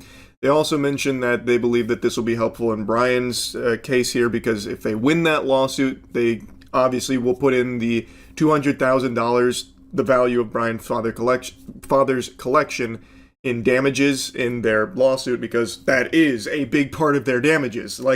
So if they do win that lawsuit, that will obviously help get Brian the compensation that he is entitled to from Bricks and Minifigs coming in here and face-fucking him. So, overall, just a complete mess, and even more new information about just how untrustworthy Bricks and Minifigs is. It is seemingly a complete disaster of a company that is just ruthless. Like, genuinely cutthroat. Again, all over Legos, by the way. It's just, and we still haven't even gotten to part 2 of Reckless Ben's coverage of it, where apparently he did go to jail for his coverage of Bricks and Minifigs. So it's an unreal rabbit hole I would have never expected from a story like this, and I have just been glued to it. So yeah, I had to blabber about it some more. That's really about it. So yeah. I think this is now the 4th video in 3 days I have made on this massive Lego scandal, but I can't help it. This is one of the crazier stories I think I've ever covered. All of this started over Legos, and is now at a point where Reckless Ben, the guy who was really investigating it and blew the lid off of this, spilled the beans, has now been targeted more times than Cobra Commander by the local police department out there in Utah that is seemingly working in collaboration with Bricks and Minifigs. Part 2 of Reckless Ben's investigation just dropped, and he and his whole group get arrested. He has been targeted multiple times by the police getting arrested, and there is evidence presented on camera that seems to indicate that the police are knowingly engaging in what I think is pretty clearly some barnacles. Not to get into the technical terms there, that's some legalese for you, some barnacles, in order to have him silenced because of what he's talking about. And there are some deep-rooted potential connections between Bricks and Minifigs and this local police department that is now, for some reason, going scorched earth on Ben and his entire team. It is absolutely fucking absurd. Arasaka from Cyberpunk is a less corrupt, less evil organization than Bricks and Minifigs, it seems. It's unbelievable. Now, if you don't know what I'm talking about, I'll give you like the briefest rundown before getting into part 2 here, because this is wild. They literally come in guns blazing on Ben and his team, by the way. Not to get into spoilers. But this all started because I had a voice crack. That's how extreme this is. It's affecting my vocal folds even yapping about it. Ben had been investigating a case of some potentially stolen Legos from Bricks and Minifigs. What happened is an individual named Brian took his father's Lego collection that his father had built up over years of his life. A very valuable collection valued roughly around $200,000 worth of product. He took it to Bricks and Minifigs to sell it to them on consignment, so that way he could take that money to his father, who was in not the best health, and this money was going to be used for very important things in the family. Well, what ended up happening is, when he took it to that shop, Bricks and Minifigs, the owner was pretty much forced out after they had talked about leaving the country, and then corporate stepped in. This is all backed up by oodles of evidence. There is the whole kit and caboodle of evidence confirming this timeline, not the Bricks and Minifigs response of just actual gobbledygook that they keep trying to spit out. And when that owner was forced out and corporate took over, they put up a big stink crossing their arms and refused to give Brian his Lego collection back, which is still his collection. By the very contract that was signed, it is still his collection, but they then said, oh, we don't do consignment. We wipe our asshole with that. We wipe our dirty little ass with consignment papers. That's toilet paper to us. So get out of here. Kick rocks, pussy. So not only could Brian not get his Lego collection back from Bricks and Minifigs, but they didn't pay for it, and they were even marketing it and selling this Lego collection, a collection that they had no legal right to, considering, according to them, they don't even do consignment in the first place. Thus, how could they possibly have this collection? It's not theirs to even be selling. So by all possible interpretations, that sounds like stolen product that they are selling to their customers. So this was a huge investigation from Ben into this corruption. It was unbelievable. I highly recommend you watch his coverage of it. And since then, they keep singing a different tune, like, consignment, we don't do that. But then the previous owners came forward showing that as part of their agreement, they do actually sign off on consignment. It is there in plain English that they do accept consignment opportunities given some circumstances. So that's a lie from Bricks and Minifigs, it seems. And they are on camera saying to the previous owner, when you guys leave, when we take over, we are also taking on the consignment liability. All of this is right there out in the open, yet they still refuse to give Brian his father's Lego collection back, and they refuse to pay him for that collection that they have already been selling. How is that not stolen property? So anyway, part 2 has now come out, and again, at the end of part 1, Ben did successfully sue Bricks and Minifigs in small claims court. But in response to that victory, they just shut down the location in order to weasel out of having to pay that. They lost, and now, instead of being held accountable and actually paying what they owe, they shut down the shop. So Reckless Ben in part 2 is now trying to serve the papers for the next lawsuit here. They won in court. He is going through the legal process, which is what in Bricks and Minifigs' official response said Ben needed to do, and he has already done that, and they have fought him tooth and nail, and they are now exploiting the legal system to try and silence him, allegedly, based on all of the evidence here. It's fucking terrifying, because in part 2, you're going to see they are using the law like it's their dick. Like they are playing with it constantly. Bricks and Minifigs, that is. And the officers are more than happy to just swallow all of this come from them. They go out there and just start guzzling. They are there and harassing Ben and his team, threatening them constantly, and they do arrest them multiple times. They even go in with guns blazing to his fucking house and dislocate his shoulder, roughhousing him outside, even though no one put up any kind of fight. It's crazy. Let's get into it. So I started to file my lawsuit. But right after I filed this court case, it got rejected. And the reason was I failed to demonstrate a good faith effort to resolve the dispute prior to filing. Basically, before this court case can get approved, I have to at least attempt to settle with Josh outside of court first. I tried calling Josh, but I'm blocked. I'm sorry. Oh man.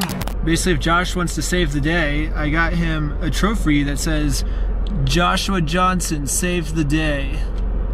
And we'll give him this trophy, but he has to give the Legos back first. So we started driving to Josh's house. I had never heard of that. So in order to file this lawsuit, he needed to play in the pig pen with Josh for a little bit here to demonstrate that he tried in good faith to resolve it amicably.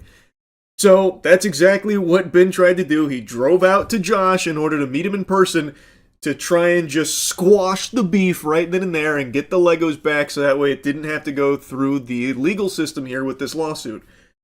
Ben has been doing everything above board based on everything that I've seen here. Again, I'm not a fucking lawyer, but it is telling him what he needs to do legally, and he is doing it. Yeah, he's kind of being a little silly about it, like with the trophy, but I mean, that's exactly what Josh deserves. He deserves to be treated like a fucking temper tantrum-riddled child. That's what Josh is. We've heard him on the phone fucking melting down, crashing out, freaking out, sucking his thumb, farting his butt off. Like, this guy super sucks. So yeah, there's nothing wrong with delivering him a little, cheeky trophy about oh, he saved the day. Look, you finally did it, Josh. In order to avoid the lawsuit, if Josh is willing to do that. But guess what?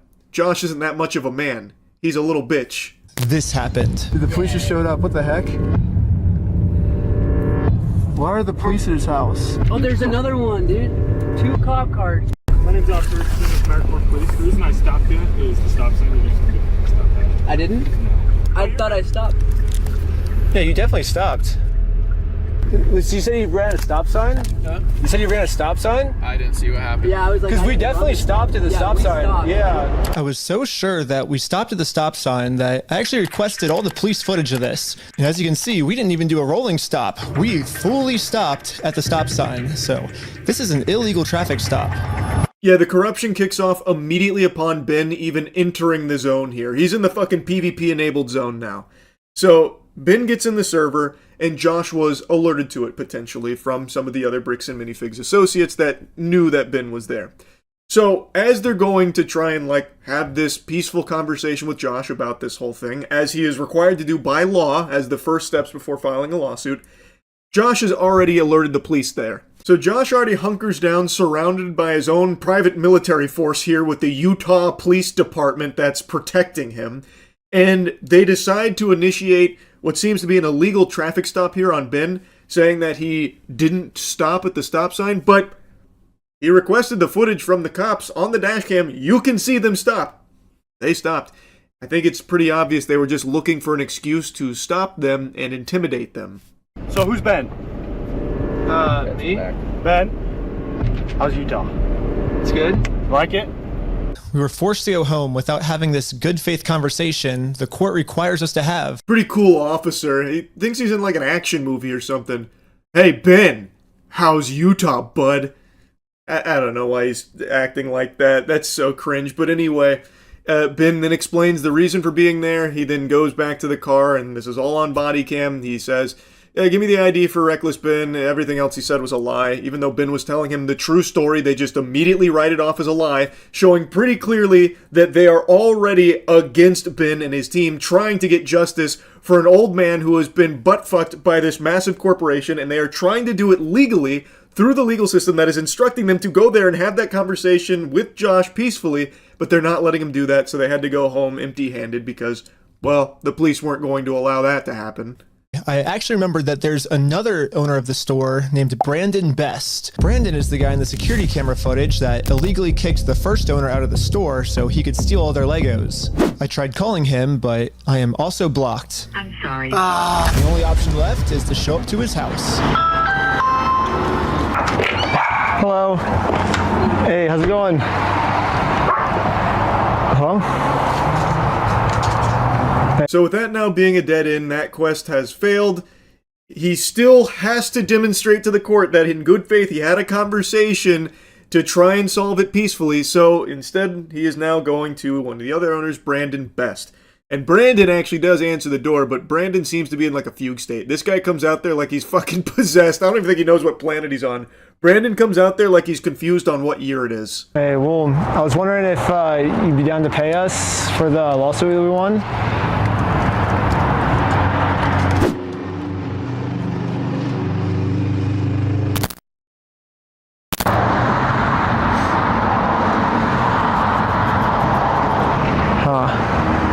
It kind of seems like Brandon doesn't want to have this good faith conversation to resolve this problem outside of court, and I gave him plenty of time to speak.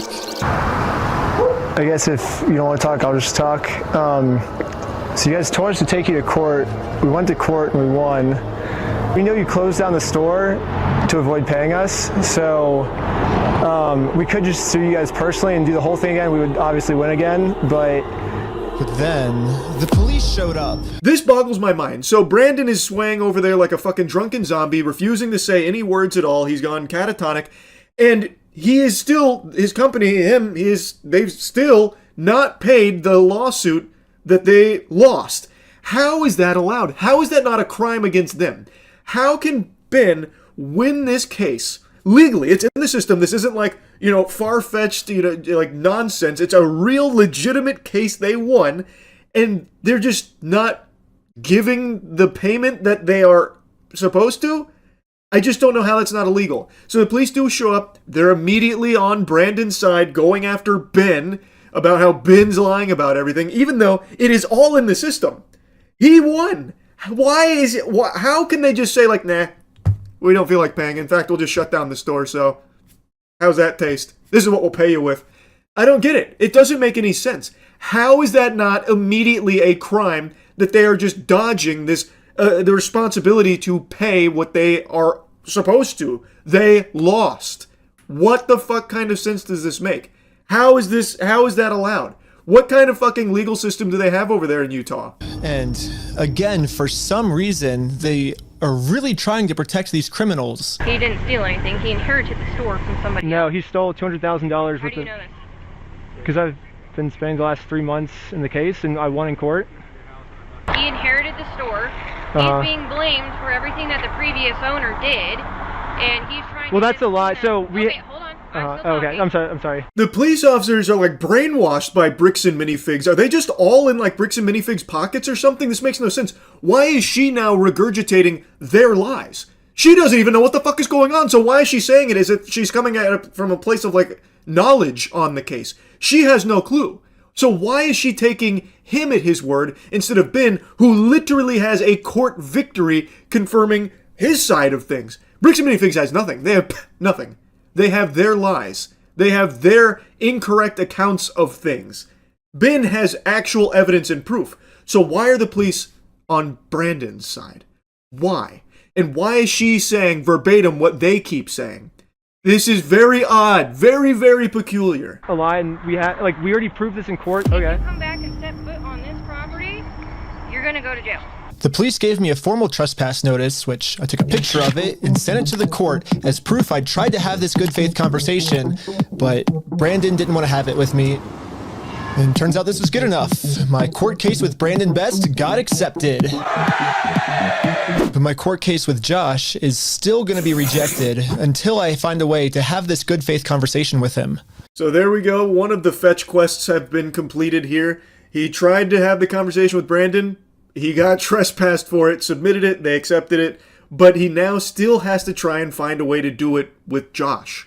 After some more research, we found out that both Josh and Brandon are super hardcore Mormon. This becomes extremely relevant information later on as a possible connection between the Bricks and Minifigs goobers here that we are dealing with, as well as the law enforcement, because some of the local law enforcement officers that are constantly trying to have Ben and his team arrested, and actually do get them arrested, actually put them in cuffs and everything, they are also hardcore Mormons from all of the evidence Ben presents.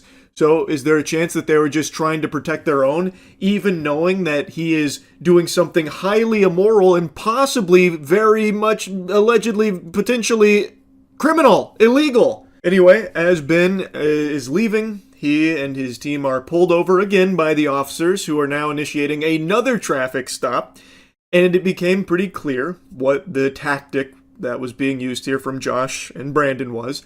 Since Ben had told Brandon that he is now suing them personally, he's going to go after them personally, it seems like they are desperately trying to find any excuse to have them thrown in the slammer to avoid that.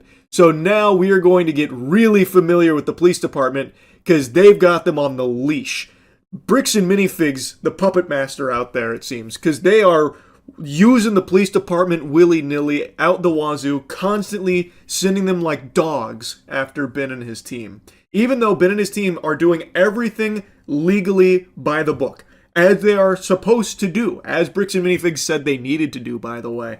Now they're doing it legally and being fucking stalked, basically, by the police department, wielded by Brandon and Josh. So, yeah, we ended up just driving home, but on our way back, this happened. What? Pulled over again? For what? How's it going? How's it going? I'm Officer Hawkins, American Fork Police Department. How you doing? Good, how are you? Good. Well, what's your name? Are you Ben?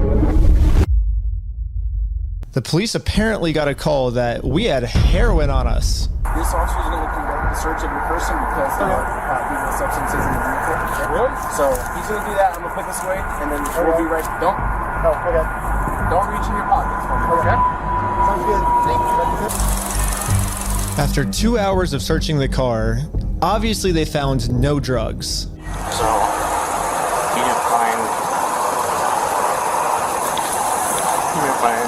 I explained to the police that we didn't have drugs, and the reality of the situation is that Bricks and Minifigs is so desperate at this point that they're willing to do anything to get us arrested so they don't have to pay for the property they stole. Yeah, that's pretty low. These fucking scumbags are now resorting to falsifying these reports to officers. They are maliciously relaying fraudulent information to the officers to try and have Ben and his team arrested. So now Brandon/Josh here is saying that they had heroin in their car, so the police pulled them over and searched for drugs, and of course they didn't find anything. And interestingly enough, this appears to be part of a pattern from Josh Johnson. This seems to be one of his go-to tactics.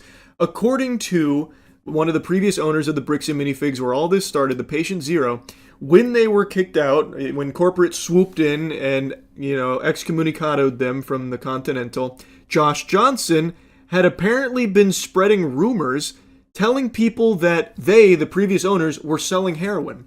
So Josh really seems to like that lie about, a person I don't like and I want to have arrested. Oh yeah, they have heroin. Oh yeah, they're selling heroin. Apparently this seems to be something he does pretty often. Why is that not a crime? It is a crime, but why is he not being arrested for it? They've now gone through the search. They found nothing. We now know that he was wrong, and we now see that, at least according to one other source here, he has done this at least twice on purpose. That's a crime. Can we get him, maybe held accountable for that shit? It's kind of ridiculous. They were still not going to let us go until we told them where the drugs were. Your eyes, for example, right? There's a constriction, which is dilated, and then not. So I haven't been looking at this. I'll show him. Go ahead and look at him. I'll look at you? Yep. You do see it? So. It's crazy. I have no idea, because I've never done any drugs in my life. I don't do drugs. I don't do alcohol. I've never done any of that in my life. I'm willing to do any drug tests. Yeah. Like, I'm very cooperative. I don't understand, what you're seeing in my eyes. I'm going to have a discussion with this officer. Oh, they're really scraping the bottom of the barrel here. They're really trying to alt. Oh, it's your eyes. Your eyes, you have heroin eyes. I can see the heroin in your eyes, Buster. But this, hats off to this guy for remaining so calm. He's like, okay, do you see it? This fucking fairy tale? You see it? Hey, look, I'll do any drug test. Let's rip it. And then the officer's like, give me a moment. Give me a second. And then the police department illegally redacted this conversation too. My guess is that they acknowledged that it's very obvious we don't have drugs on us, but they were going to try and pressure us into giving some type of false confession anyways. I'm not sure if you're lying to me or not, to be honest. I'm willing to take any drug test you want. I'm walking a very dangerous line, which will get you end up a lot. Yeah. And you could end up in jail in Utah when you're from Cali. Okay. Not worth it, right? Yeah. We play differently here. Does that make sense? Yeah. I'm willing to cooperate with you guys and do anything you want me to, because I'm not hiding anything. I can promise you that. I promise. We weren't giving the police a false confession like they wanted, so eventually I guess they just got tired and let us go. Oh my god, I love that from the officer. You're walking a real dangerous line here, mister. What, the dangerous line being cooperative? What dangerous line is he walking? He's telling you he will do whatever drug test you want, and you're like, oh, you better be very, very careful saying shit like that. I'm about to take you the fuck down. And then they're even saying we play differently over here. No, it seems like you play stupid. It seems like you play unethical ball, is what it seems like. Because you are being wielded like Josh's personal fleshlight. This is a complete bogus stop here based on false information. Clearly, you know there's no drugs there. There's no probable cause to take it further. Both of these men don't seem to be intoxicated or on any substances at all. It's plain as day. They're being cooperative, and they're still trying to find any excuse to lock them up. Under the directions of Josh, most likely. That's what it seems to be. So yeah, I guess they do play by some different rules over there. Some very corrupt rules, seemingly. This is just totally fucking unacceptable. Every officer you see in this video doing shit like this, I think absolutely needs to be fired. And beyond that, needs to be investigated and potentially thrown in jail themselves. Having corrupt officers like this is extremely dangerous to public safety. And there is overwhelming evidence to showcase, at the very least, complete incompetence to the point where that is also dangerous to public safety. It's fucking outrageous. We'll let you guys go now, but you're walking a thin line. Just be mindful of that. Does that make sense? Okay. At this point, I've documented everything I've been through to the court, that I've tried to have this good faith conversation with Josh. He just doesn't want to have it with me. And because of everything I went through, my court case finally got approved. So now we can go to the next steps here. And I know I keep interrupting a lot, but it's just so much to unpack here. So much corruption, it's unreal. All over Legos. And what is very easily provable, bricks and minifigs being in the wrong. Like, it's unbelievable. But like the officer's then saying, all right, be mindful. Be mindful of what? Driving and doing nothing wrong? Because that's what they were doing. Be mindful of what? Some psychopath lunatic calling in a false report to have the police scoot in sideways on you? That's completely out of his control. You can't be mindful of that. You have a maniac on the loose over there named Josh. And attached to this email are court papers to serve Josh. The only problem is Josh is not going to open this door for anyone. So I made this poster that says, "I stole a dying man's life savings," and printed it out. Now I'm placing this poster in a public space right across the street from Josh's house. Yeah, it turns out I have a process server to serve him his court papers. But almost immediately, my sign got blocked. Oh no, he's blocking our sign. As you can imagine, this is where it really pops off. So he now has the court papers to serve Josh, but he has to serve Josh. So he gets a process server out there. He tries to get Josh to come outside to, take down the sign. It is on public property. He is 100% within his right to put that sign there. But once again, protecting Josh, here comes the goof troop. They're now blocking the sign, and they're about to go have some very stern conversations with Ben, and things are going to only continue to escalate.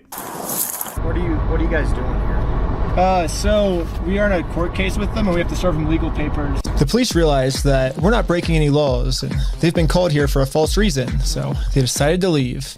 And then we got the police called on us again. Hello. Yeah, the court requires us to come in person for some reason, so...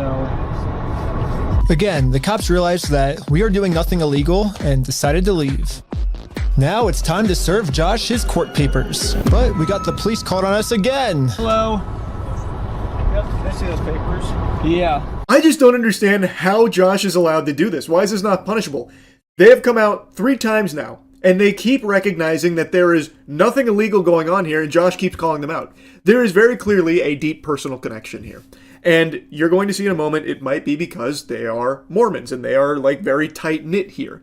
But Josh is able to just use the circus here, borrow the clowns, and keep sending them at Ben, but they don't have any, legal mustard to throw him in jail over. So now, in a last-ditch Hail Mary, he's coming to check the papers to see if the papers are fake, to get him on that. These are fake papers, give me it, you're going to jail, that kind of thing.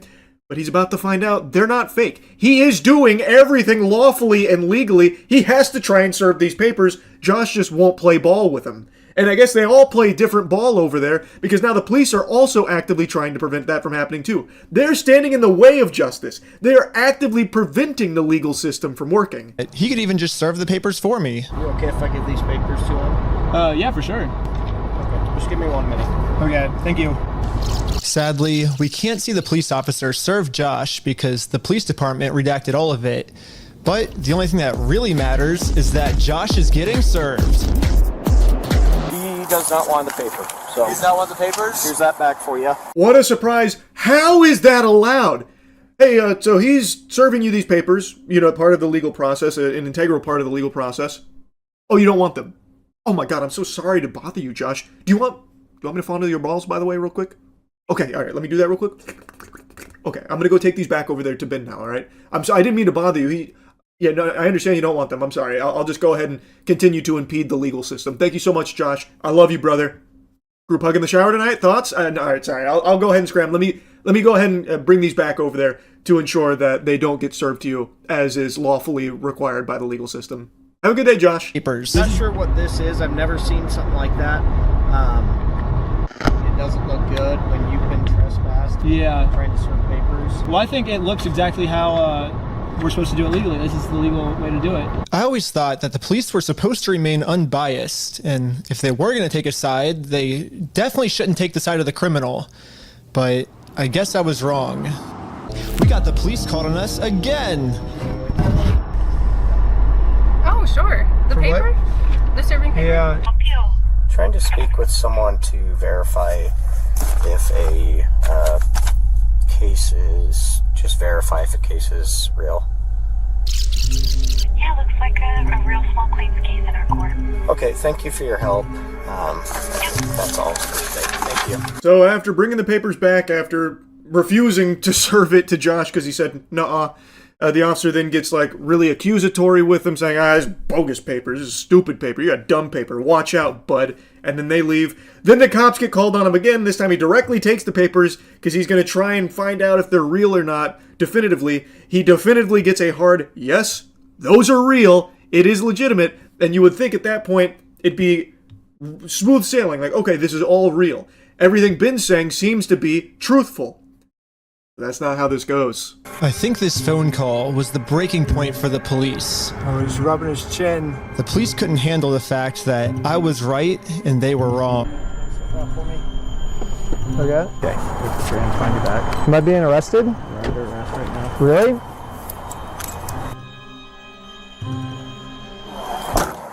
I was confused on what I was being arrested for.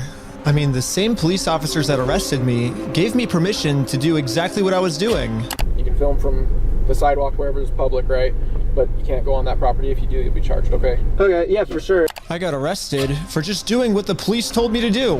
Not only doing what the police told him to do, by the way, what the legal system instructs him to do. He has to serve those fucking papers. He won in small claims court. They didn't pay. And now he's suing them personally. And to do that, as he has already been accepted and did everything by the legal process, has to serve the next phase of papers. And the cops have come out fucking 4 times. The goof troop keeps rolling in here. And now, after they have gotten definitive proof that this is all real and Ben is telling the truth, they then just arrest him for it. Oh, you've got some nerve coming around Utah telling the truth, Ben. Like, what the fuck is this? This is actual insanity. It's from Brian, the collector's son, who got all their stuff stolen. And he has a theory of what might be going on here. Yeah, the cops down there are definitely all in with the Mormon community, and being the bricks and minifigs is part of that and worth millions. I would not doubt that they have donated hefty sums to the Mormon church, of which all the cops are probably a part of.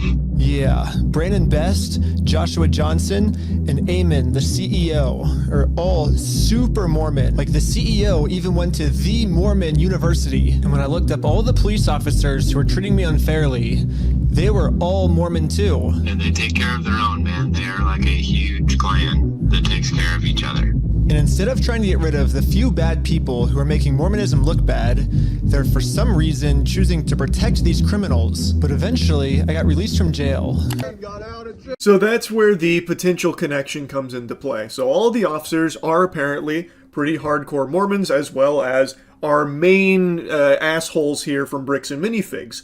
So that would explain why these officers are so cooperative with Josh in particular, even though they keep getting routine calls out there for nothing. And even though they definitely got a false report and acted on fraudulent information and still keep doing it for Josh, it seems. So I think that's probably correct. I think Brian's right. I think it is because they are all part of this Mormon community that is just looking to protect each other. So instead of holding someone accountable like Josh, who is engaging very clearly in some extremely immoral shit and potentially criminal shit, potentially he's doing a lot of heavy lifting there. I think there is overwhelming evidence to suggest there is definitely something very fishy afoot at the very least, and still refusing to give back those Legos to Brian, which, again, by his own company's admission, they shouldn't even have in the first place if they don't do consignment. Thus, they have no legal right to that inventory, and they are selling what is, by textbook definition, stolen property. All of this is something not even being considered by the law enforcement, despite Brian proving in court, winning his case, that he is the one being truthful, that his account of things is accurate, that the evidence is on Brian's side, not Bricks and Minifig's side. No matter what, though, it doesn't matter to the police department here, it seems, because they'd rather just protect Josh because they're Mormons. That appears to be what's going on. That's the only possible explanation for why they're going so hard against Ben, and this isn't even the hardest they go. He gets arrested here, and he does get out on bail. He gets arrested off absolute nothingness, just complete fucking barnacles. And they still aren't done with him. They still aren't finished with him. They are actually trying to just ruin his life and throw him in jail forever for the crime of reporting the truth and trying to get justice. He is going through all of the proper legal channels, doing it the right way, and even following all of the orders from the police, and still getting this unfair treatment. So yeah, it probably is because they are in this tight-knit community here, and they just want to keep protecting each other instead of holding them accountable, like Josh or Brandon or something. And it's fucking gross. So they are putting that above their duty of protecting the public and enforcing the law and getting the bad guys in jail. Instead, they're getting the good guys thrown in jail here. Out of jail now? And this is when it really hit me that the justice system has decided to protect these criminals. So now there's really only one way I can think of to get this family the money back that got stolen from them, which is a GoFundMe. Time to promote it, to start getting donations. We printed out the GoFundMe's picture to hang it up so we could get a nice Instagram video to post to social media. But before the group could even hang the picture up, the police came. What you guys up to? Bro, the fucking police department must be headquartered in Josh's house or something. Like, holy shit. He must have like an underground facility of just these clone troopers from the Utah Police Department. They are just spawn camping. They literally live in fucking Josh's house, I guess, just for the sole purpose of trying to arrest Ben and his team for trying to get justice. We're starting a GoFundMe. Yeah. What we're doing is we're going to get a bunch of publicity to get basically all this money back for this family. Into some defamation stuff. Again, the police were thinking of any technicality they could think of to protect their Mormon friend. Look at your stalking code. See if it's that. If it's not, we're going to look at disorderly. If it's not disorderly, then we're going to look at the city ordinance. But after going through every law they could think of, it turns out that hanging this sign on a fence and then taking a picture of it for Instagram is not illegal. In fact, what the group is doing is actually protected under the First Amendment, freedom of speech. So one of the police officers let the group know that they were okay to keep doing this. Right now, I don't think you guys break the law. But this other police officer wasn't able to accept this reality. We're going to take it down. I love that. One officer's like, alright, so you guys aren't breaking the law, and the other guy's like, dagnabbit! And takes it down and throws it in the cruiser.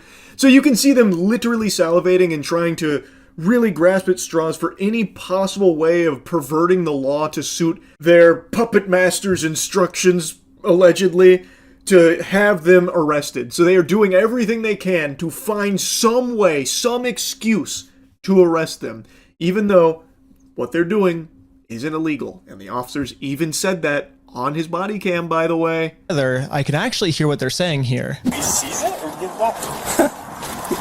Is it an occasional crime? Is it disorderly conduct? Why? Is he upset about it? I mean, I guess, but that's not...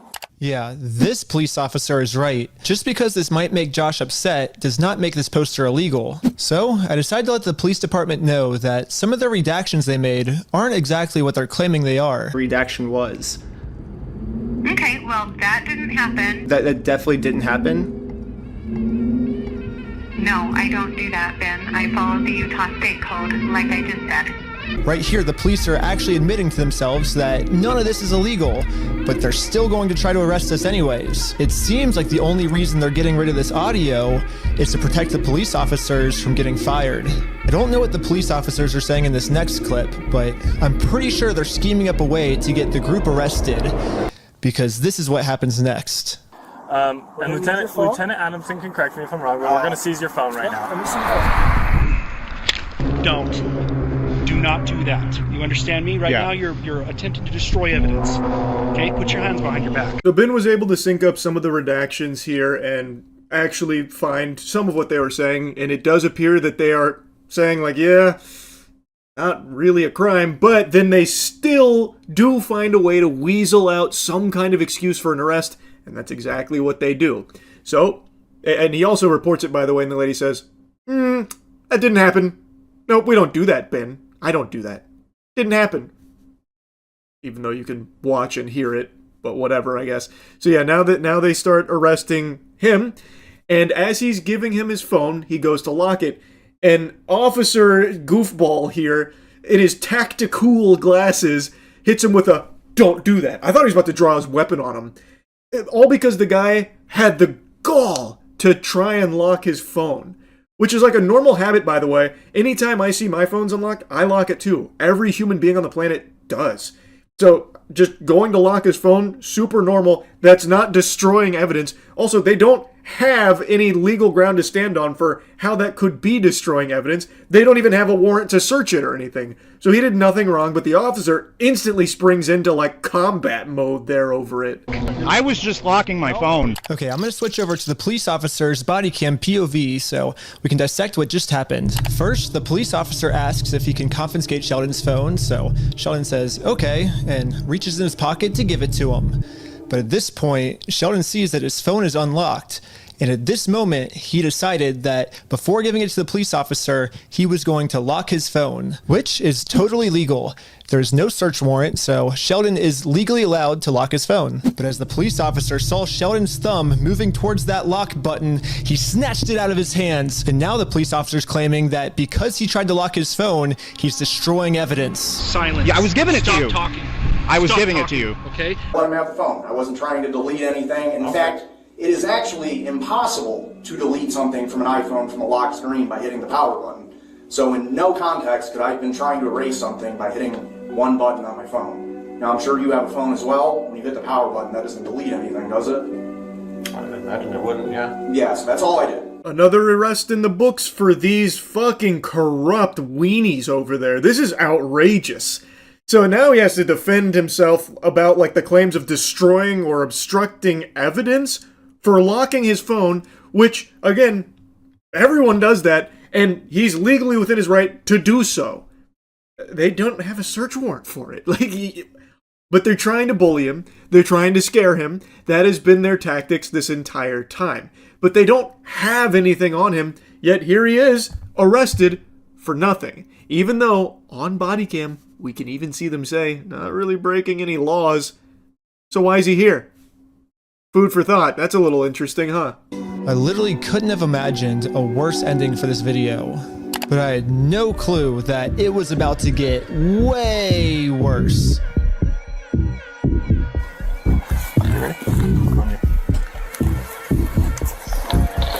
American Park Police Department, make yourself known. Search warrant. Stand up.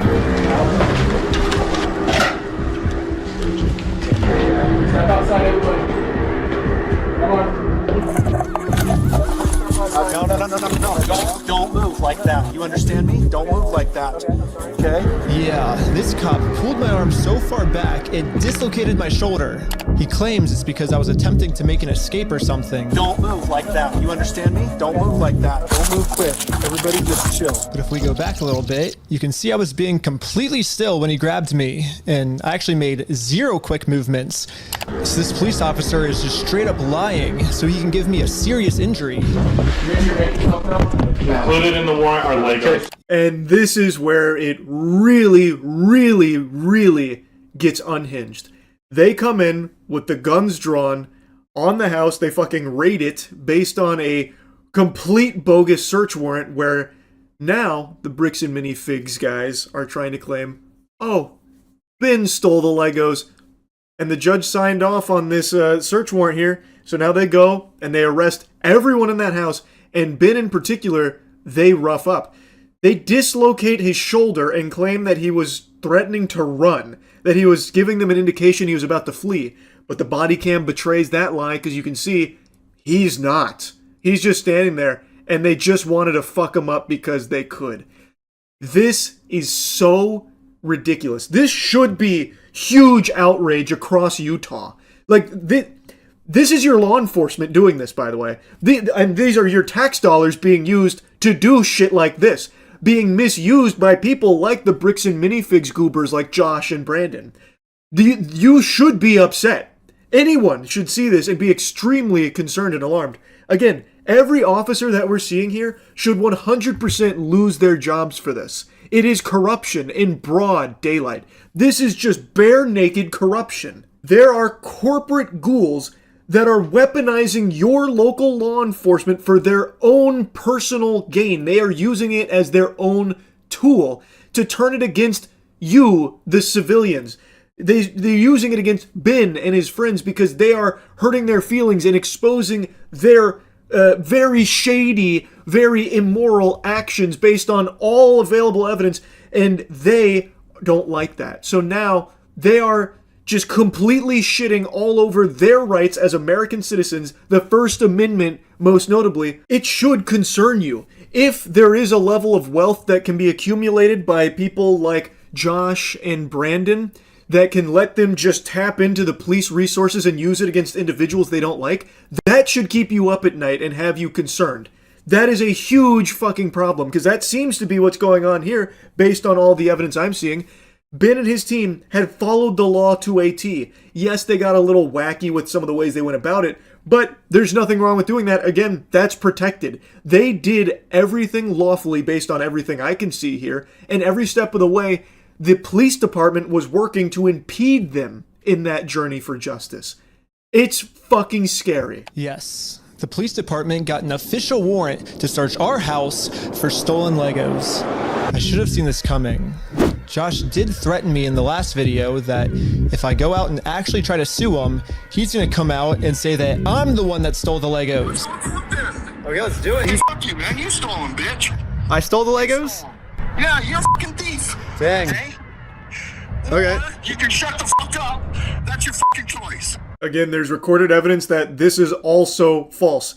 Josh even made that threat in the previous video. If you come after me, I'll tell them you stole the Legos, bitch. Why is Josh not in handcuffs? This is clearly fraudulent. He is wasting police resources. Why is Josh immune to it? Very odd. Isn't that strange? I got taken to an interrogation room so they could find some reason to lock me up for good. Ben, I'm Detective Nikosha. Last time, I was able to get released on bail. But this time, they're requesting that I be held in jail a month until my court date. But there's honestly nothing for me to hide, so I went through the entire story with them to show the detective that this whole thing is just a big misunderstanding. This is where my heart broke for Ben. So, they already got him on some bullshit before he was out on bail. They got him again now on more bullshit, extreme bullshit, and now they're looking to deny bail and hold him for a month. And Ben was under the belief that because he's done nothing wrong, this system will protect him, and that he shouldn't be afraid to tell officers the truth because the truth and the evidence is on his side. That's just not the reality. And that's not even exclusive to the Utah Police Department. One of the most important pieces of advice experts give, and this actually includes some police officers as well, is do not talk to the police without a lawyer present. Let the lawyer be the one to mediate and talk with the police for you. Because in a situation like this, the police are not there to help you. They're there to fuck you. They are looking for, in Ben's case here, an excuse to hold him for that month.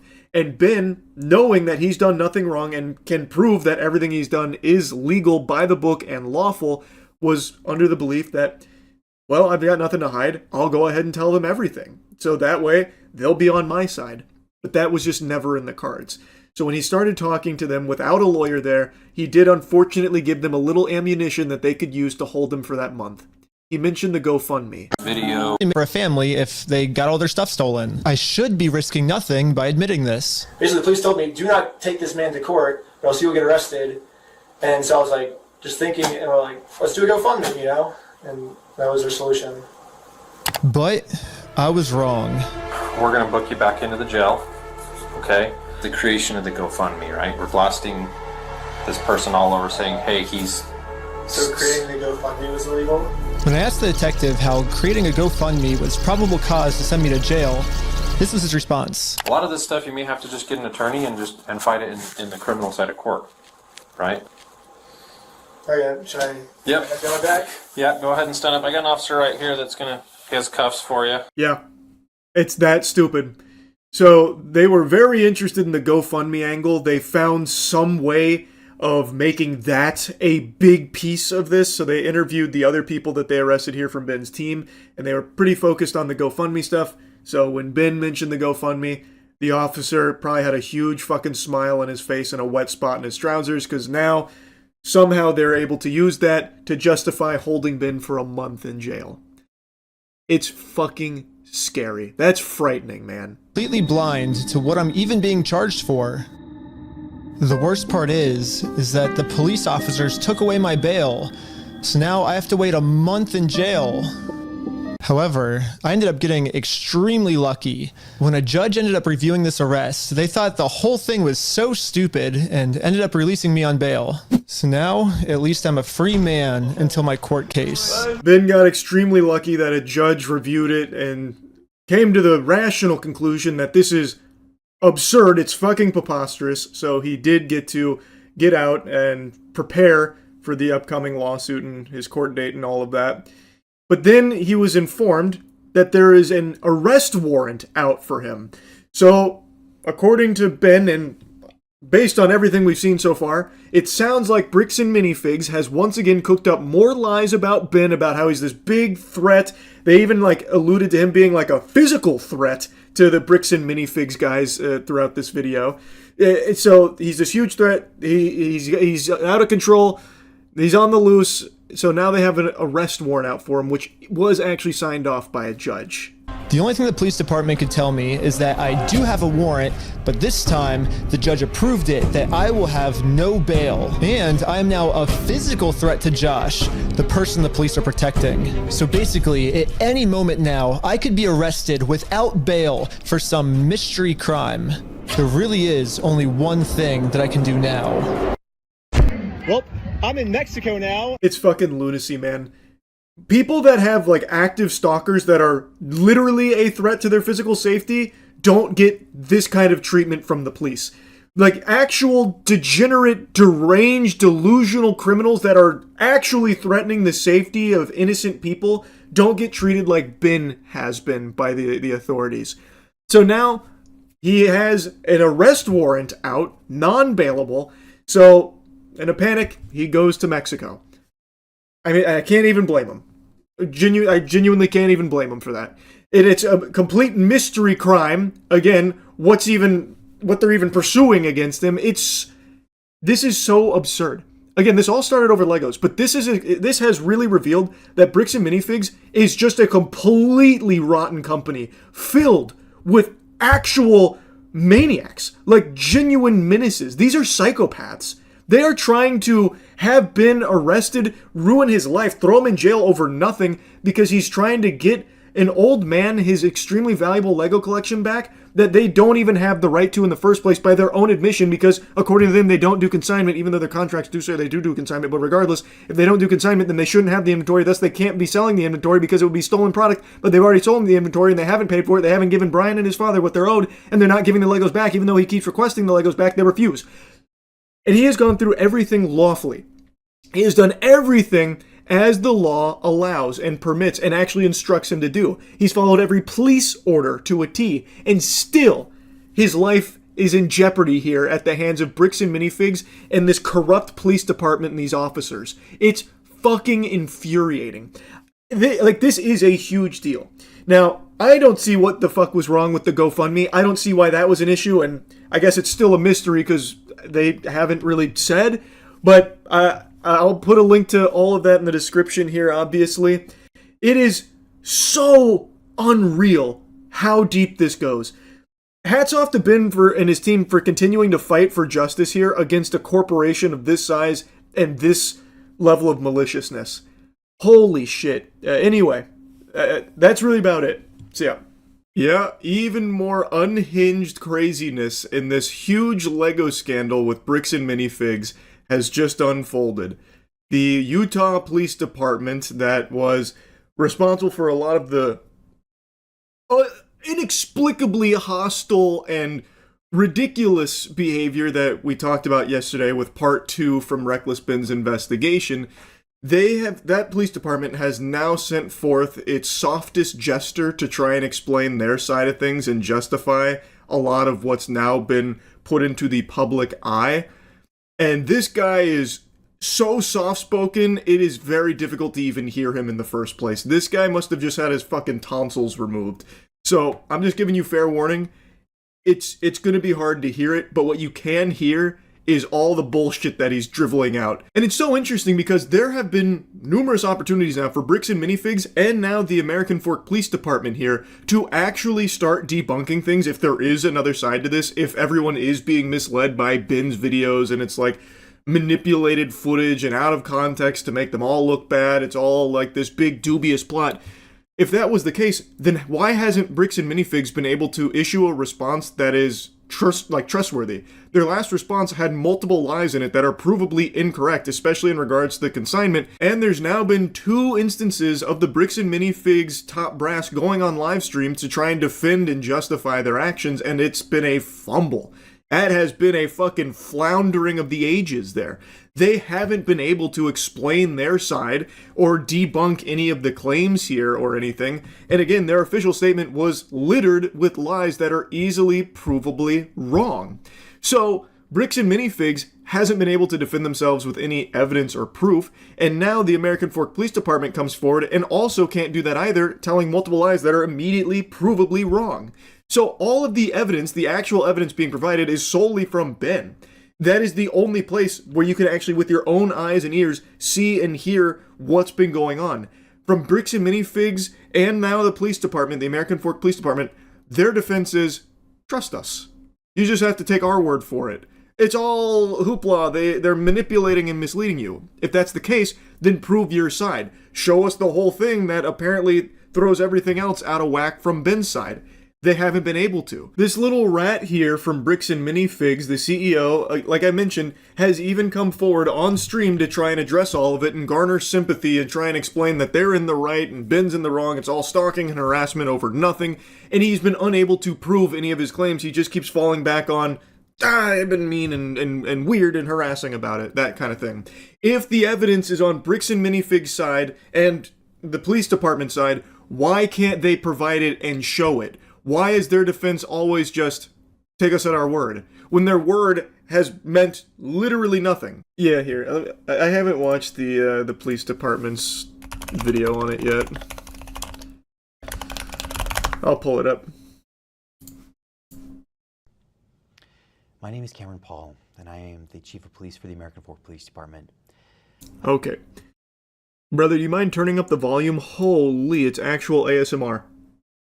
Wow. I cannot really hear him. Why is he whispering? Are his parents asleep in the next room? What is this? I'd like to address the members of our American Fork and Cedar Hills community regarding some videos currently circulating on social media that have been presented in a way that calls into question some of the actions of our department. And we can't have that. You're not allowed to question the actions of our department. We do nothing wrong. Why is it so fucking quiet? I can hardly hear him. I actually can barely hear him. I need to bass boost this guy. Deep fry his ass. Holy, I actually can't hear it at all. Maybe this. Let me see if that helps. These videos are affiliated with an influencer on YouTube and other social media platforms and stem from a dispute involving Legos that originates in the state of Oregon. In this message... I actually have to turn on subtitles. Bro, I can't hear you. Oh my god. Use your outside voice, please. Oh, wow. Mr. Johnson reported that earlier that same day, a suspicious male had been at his residence. He stated the male was wearing a baseball cap with a UPS logo taped onto it. Mr. Johnson also reported that a suspicious package had been left at the residence. He explained that what appeared suspicious was that the shipping label did not look legitimate. The package was later determined to contain rubber ducks. Mr. Johnson he believed the male was an individual named Benjamin Snyder, who, according to Johnson, I can't believe it. Mr. Johnson further explained that civil proceedings were occurring in Oregon and stated that he believed Snyder was sending individuals to his home to harass him. While to serve him, brother, they can only go forward if he gets served the papers, which is what he was trying to explain to the officers that were called out there numerous times, literally countless times. How else, like, he can't go himself because Josh is a bitch and has, like, formally trespassed him, so if he shows up, he goes to jail for it. But by law, through the legal process, he has to serve those papers. So, like, what's he supposed to do? Now, the rubber ducks, that's probably something totally separate. I'm sure that probably doesn't tie directly in to serving him the papers. But, brother, it's not harassing him to try and serve him the legal documents. This is a legit tactic process servers use, by the way. The rubber ducks is? Let me look that up. I'm very unfamiliar with all of this, so let me see. No, like using disguises. Oh, that I know. I thought you were talking about the rubber ducks. No, I know about that. That's a very common thing. I thought you were talking about sending rubber ducks for some reason as, like, first contact. Officer Tonga issued Adams a trespass warning at Mr. Johnson's request and instructed him not to return to Mr. Johnson's residence. At approximately the same time, Officer Richardson arrived in the area and located a dark-colored Hyundai vehicle. Richardson initiated a traffic stop on the vehicle for failing to stop before the stop line at a stop sign and failing to stop completely at that stop sign. Does this guy then go on to say the officer was incorrect? Because we have the dash cam. He realizes this lie is immediately debunked when you look at the dash cam. They stopped at the stop sign. This is a provable lie. Surely he goes on to say that the officer was incorrect, right? Obviously he's gonna mention that, no doubt. And as you can see, we didn't even do a rolling stop. We fully stopped at the stop sign. So this is an illegal traffic stop. That's a clip from Ben's video that just shows in broad daylight, no smoke and mirrors, no baloney. They stopped at that stop sign. Just wanted to dump that in here as a little refresher because what the spokesperson here for the police department is stating is provably false. There is a video, this is from the officer's own dash cam. So either this guy hasn't seen the evidence and is deciding to do this anyway to beclown himself, or they are knowingly lying. I'm more inclined to believe the latter because this isn't the only lie he tells. He tells multiple lies that are provably wrong based on all of the publicly available evidence. Richardson contacted the driver, who identified himself as Tyler Shaw.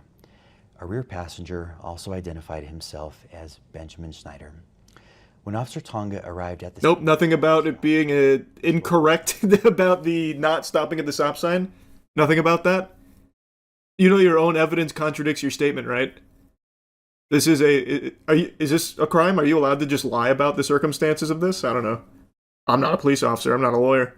Contact him as part of the investigation. There's got to be a way to turn this guy up. There's got to be. I can't even focus on what he's saying because I can hardly fucking hear it. I feel like I'm taking like a physical at the doctor right now to check my hearing. This is unbelievable. This is unbelievable how soft-spoken this guy is. To contact Mr. Johnson because, according to Snyder, their civil case could not proceed without an attempt at verbal reconciliation. I mean, it's not just according to them, it's according to law, brother. Why are you making it sound like that's up for debate? It's literally part of the legal process. I don't know why he's trying to frame it that way. During the interaction, Officer Fraughton indicated he believed Shaw's eyes appeared glossy and expressed concern regarding possible impairment. You're not going to mention why they got, why this has happened now? Because someone put in a tip that they had heroin? Are we just glossing over that? Did I miss it because I can't fucking hear this guy at all? Sounds like he's talking to me from underwater? We're not going to address the fact that you have just pulled them over because someone gave you a tip that they have heroin, so now you're acting off of just like a fraudulent lie? And now you're saying, oh, his eyes looked glossy. We're not going to bring that up? Interesting, very interesting. Officer Hawkins asked Shaw if he would be willing to participate in field sobriety testing to ensure he was safe to drive. Shaw agreed. Field sobriety tests were conducted and no signs of impairment were observed. During this same time, while Officer Hawkins was conducting his investigation, Officer Fraughton used his police service dog to conduct an open-air sniff around the vehicle. Fraughton's police service dog alerted to the presence of the odor of a controlled substance. Subsequently searched. No illegal substances were located inside of the vehicle or of her residence, taking photographs of the home. The female was described as wearing long, fake, curly hair. Shortly afterward, Joshua Johnson contacted police and reported he was going to shoot someone as a result of the ongoing harassment. Multiple officers immediately responded to the area. While en route, Officer Sumbot with the American Fork Police Department. That seems like a really interesting thing just to get through pretty quickly. He kind of spit that out as if it was nothing, but to me that was kind of eye-opening. So he called the police because once again, they have shown up to try and figure out a way to serve him these legal papers that he's avoiding like Garfield on Mondays. And now he's told the police, they're here again, and I'm going to shoot someone. Pardon? What? That's pretty alarming behavior, I'd say. From everything I've seen and from everything even the police have described, there's been nothing threatening to Josh or his family's safety or anything. They are just trying every possible option to get him to take these papers as part of the legal process that they are required to do. And now he's saying that he was going to shoot one of them for this continued attempt to make contact for getting served these papers?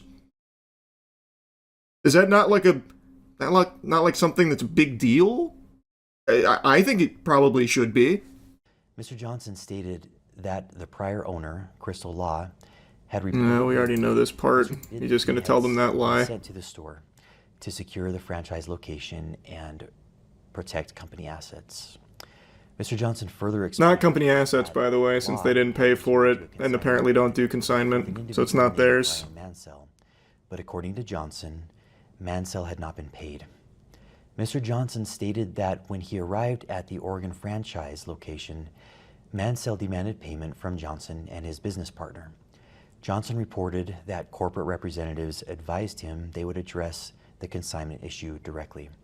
However, Johnson claimed that Mansell continued attempting to hold Johnson and his business partner personally responsible under the agreement. Mr. Johnson also pretty reasonable. There were Lego sets believed to belong to Mansell that remained at the store. According to Johnson, they offered to return those items, but Mansell refused and continued demanding compensation. Mr. Johnson alleged that Mansell had hired Benjamin Snyder to harass, stalk, vandalize the store, threaten to murder the man. Threaten to murder? And forge signatures. The forged signatures apparently ties into the rubber duck, so maybe that's true, but threaten to murder the manager of the store? What? Yeah, just like Josh believed that there was heroin in Ben's vehicle, which obviously wasn't true. Huh. What an interesting thought there. What an interesting theory. So they're saying now that they offered to return the Legos and Brian refused. That would be news to me. Because even when their fucking COO or CEO, whoever it was that went on stream to beclown himself publicly last night, even he was like, we're not giving them back. Or whatever. So it seems like they really don't want to give them back. I don't know if that option was ever on the table. Or maybe it's like in part 1, where Josh was like, oh yeah, you just have to give me an apology and I'll get them right back to you. So they go through all of that and then he never gives them back. He just keeps kicking the can down the road and still never gives them back. Johnson then explained to Officer Sumbot several incidences from the previous days allegedly involving Snyder and or Snyder's affiliates. Officer Sumbot informed Mr. Johnson that Snyder stated he was present with a process server to serve legal paperwork. Is that right? It's because the Legos they offered to return were valued between $2.5 to $5K, so it was a small fraction of what they stole. Is that it? So they did offer to give him back like 2 sets from the collection? Like, alright, here, scram, here's 2 sets back. So that's what he's referring to? Johnson claimed the paperwork was fraudulent. Officer Sumbot again contacted Snyder, who stated they needed to physically deliver copies of the paperwork to Mr. Johnson. Officer Sumbot's report states, Snyder told me he was following the government's instructions and that Johnson keeps calling the cops on him to avoid getting in trouble for his crimes. Snyder said this is the 3rd time Johnson has called the cops because he thinks that if he keeps calling the cops on him, he can get away with it. But we are showing him that he's not going to get away with these crimes. Snyder allowed that sounds good. To take the paperwork to Mr. Johnson, which Officer Sumbot did in an attempt to help Mr. Snyder. Officer Sumbot advised Mr. Johnson that the paperwork appeared to be related to a claim and a case that originated in Oregon. Mr. Johnson stated that he had already contacted the Oregon Law Enforcement Agency with jurisdiction, which was the Kaiser Police Department, and had been told that nothing had been filed. Mr. Johnson also stated he believed this. That's interesting, considering there's evidence that it had been filed that the officers even looked at too. And declined to accept service. Okay. Sumbot contacted the Marion County Circuit Court in Oregon to verify the legitimacy of the paperwork. The court confirmed that the case was indeed legitimate, but that papers had already been served and no hearing date had yet been scheduled.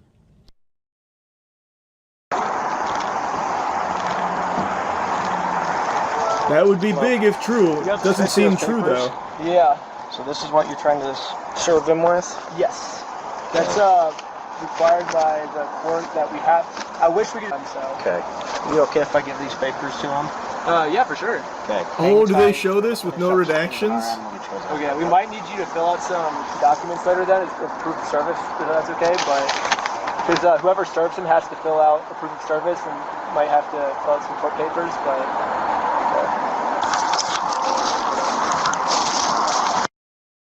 Nope, still redacted. Cool. So we'll go ahead and take the full department's word on it. He does not want the paper. So He does not want the papers? Here's that back for you. Okay. He wanted you trespassed. While officers were speaking with the involved parties, a sign was also located on the park strip across from Mr. Johnson's residence.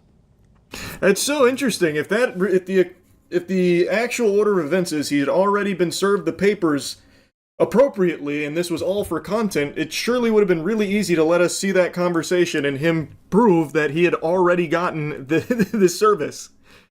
But I guess we just have to trust the American Fork Police Department that they're being truthful.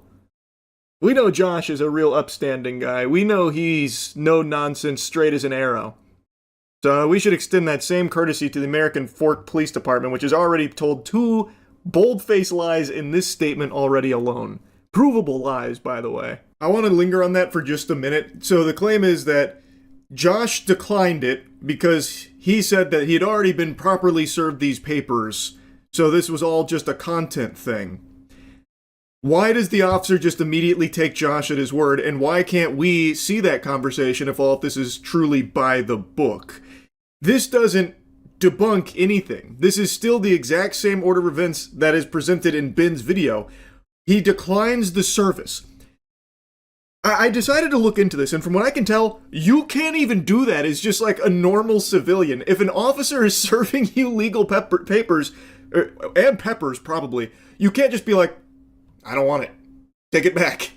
You still get served those papers. Like, you have to be. Like, if the officer is the one doing it, there isn't a way to just be like, I'm kind of full. My tummy, I couldn't have another bite. I shan't. Now, from what I can tell, you can physically refuse to touch them, but once the officer is there and confirms everything and is attempting to serve you these papers, it then constitutes the process moving forward. Why doesn't that count for Josh? Well, why is he allowed to just be like, oh, no, we're already way past that, so take that and scram. And then the process stops there for him. Why is that allowed? Like, I don't get it. I don't see why that's allowed for Josh when it doesn't appear to be allowed for, like, ordinary people. Officers had already given Snyder earlier warnings. Snyder responded that he believed he was following court procedure. An individual commits stalking if the individual intentionally or knowingly engages in a course of conduct directed at a specific individual. And I bet my fart was more audible than this guy's entire speech so far. Would cause a reasonable person to fear for the individual's own safety or the safety of another, or to suffer other emotional distress. Utah law defines a course of conduct as 2 or more acts directed toward a specific individual, including, but not limited to, following, monitoring, observing, photographing, surveilling, or communicating to or about an individual.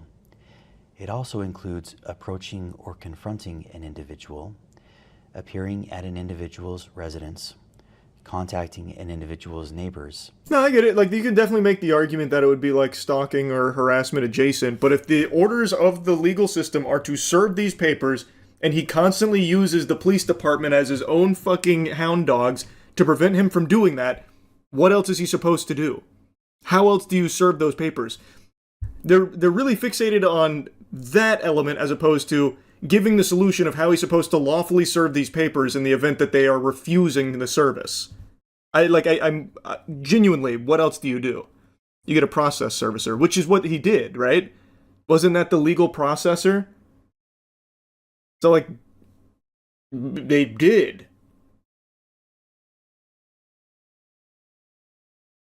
So what's the other method? If you can't do email and you can't do phone, it has to be physical for whatever fucking reason, and they just keep saying, nuh-uh.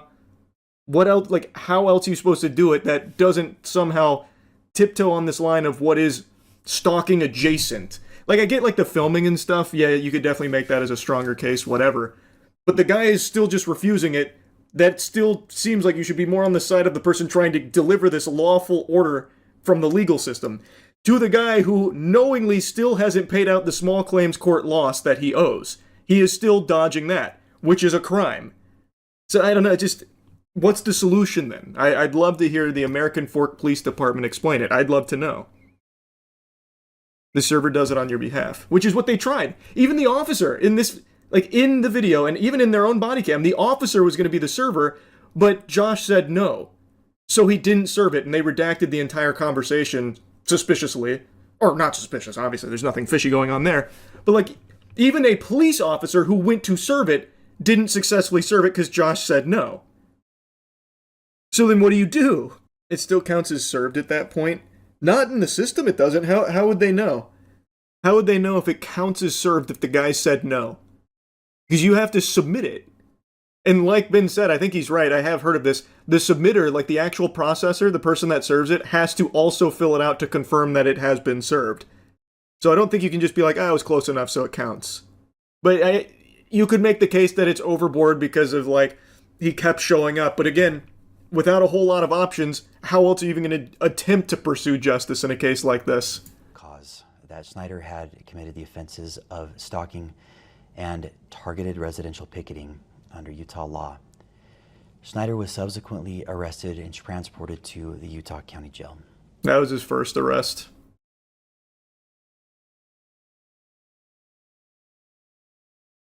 That arrest happened right after they learned that the lawsuit and everything was legitimate. So the officer got that information, confirmed it through the official channels, and then they immediately went to arrest him, by the way. And observed 4 individuals hanging a sign directly across from Johnson's residence.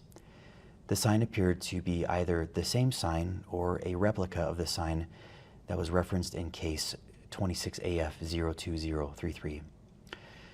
Officer Richardson contacted the group and asked what they were doing. The group stated they were supporting a GoFundMe campaign for a dying man. One of the individuals, later identified as Sheldon Norcross, voluntarily showed Officer Richardson his phone to display the GoFundMe. While viewing the phone, Officer Richardson observed that Norcross was actively engaged in a FaceTime call. Officer Richardson asked Norcross who it was he was speaking with, and specifically asked whether it was Benjamin Snyder. Norcross confirmed Snyder was on the FaceTime call. God, he's like their boogeyman over there in Utah. The known facts and the elements of Utah's stalking statute, and taking into consideration the new actions from that day, Officer Richardson established probable cause to arrest Snyder for an additional count of stalking. Jesus.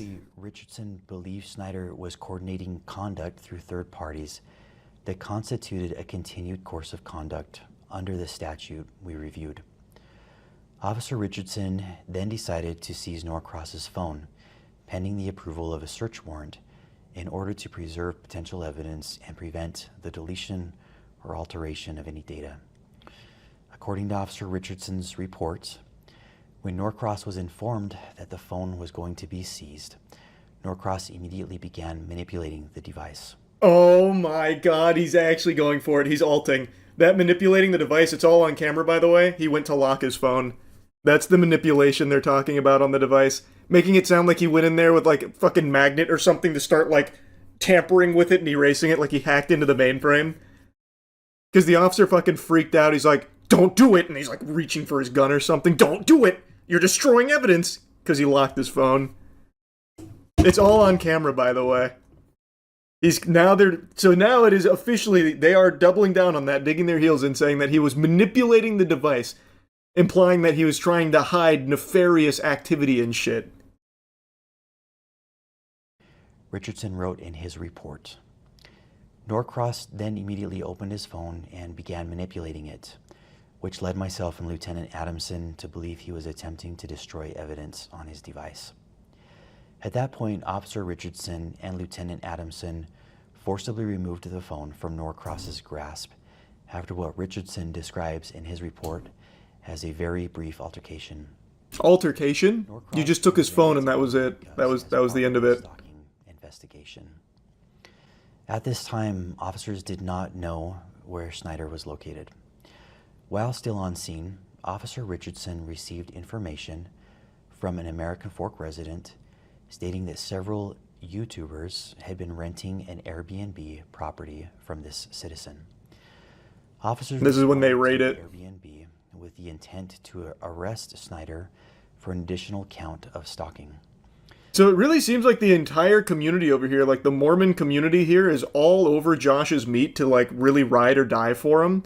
So now they're just snitching on them just having an Airbnb. That seems completely unprompted that one of the residents was like, there's some YouTubers that bought this Airbnb. Go raid them with guns, please, ASAP. That's scary. That's some freaky shit. Upon arrival, officers developed probable cause, including information gathered from video surveillance from the Airbnb, to believe that Snyder had entered the residence and had not yet exited. Officers then prepared a search warrant affidavit requesting authorization to enter the residence to locate and arrest Snyder. During contact with the Airbnb... By the way, they don't do this for real stalkers. They would never do this to a real stalker. For an average normal citizen, if you have a stalker that is like a threat to your actual life, they would never go this far. You would be dead in the ground before they ever even thought of acting. The owner reported overhearing conversations about possible stolen Legos. Specifically, officers wrote in the search warrant affidavit, the homeowner also disclosed that he could hear multiple individuals inside the residence speaking about possibly stolen Lego toys they had taken. How reliable. Officers added a request within the search warrant affidavit seeking authorization. We heard some like crackhead say that he thought he heard them talking about Legos they stole. Including Lego merchandise. 4th District Judge Roger W. Griffin. By the way, this is exactly what Josh said he would do if he pursued legal action against him, if he tried to sue him. Josh said point blank, you stole the Legos then, bitch, how about that? So you have two choices, you can shut the fuck up, or we can go this route. Ben didn't shut up, and now all of a sudden they've got a search warrant here about some stolen Legos that they got from an anonymous guy who was apparently just chit-chatting, thinking that he heard them talking about the stolen Legos they have. Reviewed and approved the search warrant. Officers executed the warrant as a knock and announce warrant. What this means is that our officers take the time to knock on the door, to present themselves as officers, and to inform anyone inside that they have a search warrant. As they were doing this, individuals came to the door. During Snyder's detention, Lieutenant Adamson took hold of Snyder's right arm. Lieutenant Adamson later reported that he felt Snyder tense his arm, at which point Adamson moved Snyder's right arm behind his back to place him into custody. Mr. Snyder later addressed this incident in one of his YouTube videos. In the X-ray image displayed by Mr. Snyder in that video, a small L is visible in the upper right-hand corner of the X-ray. The L indicates the image is that of the left shoulder. The video shows Lieutenant Adamson handling Snyder's right arm during the arrest. Oh, that's interesting. Officers documented no complaints of arm or shoulder pain by Mr. Snyder during his detention, transport, or booking process at the jail. All 5 individuals were transported to the American Fork Police Department. Due to limited interview room availability, the individual... That was just a stock image? In the video, is it just a stock image? I didn't look too hard at it. What the officer fails to address, though, is why he did that in the first place. The officer said that Ben was attempting to run, or gave him an indication that he was about to run, which is why he roughed him up there, why he grabbed him in the first place. I don't know why that slips through here, with him not addressing that. Is the x-ray in the bin video just stock? That would make sense, because it's not like they're going to give him an x-ray in the pen. So that would make sense if he just grabbed the stock image.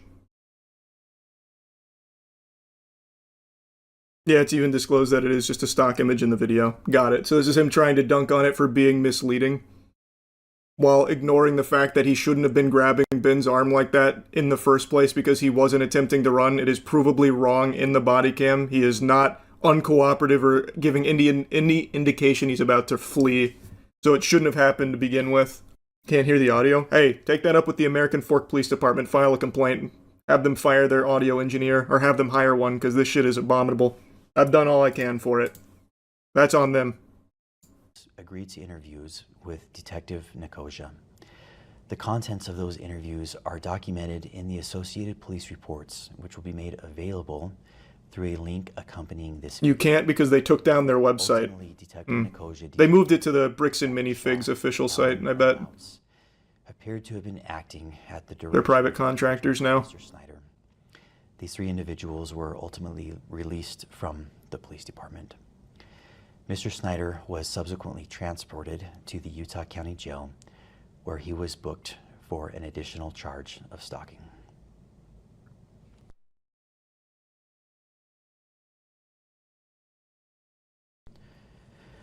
I understand that many people following this situation online have strong feelings regarding the underlying business dispute out of Oregon and allegations that individuals may have lost significant amounts of money.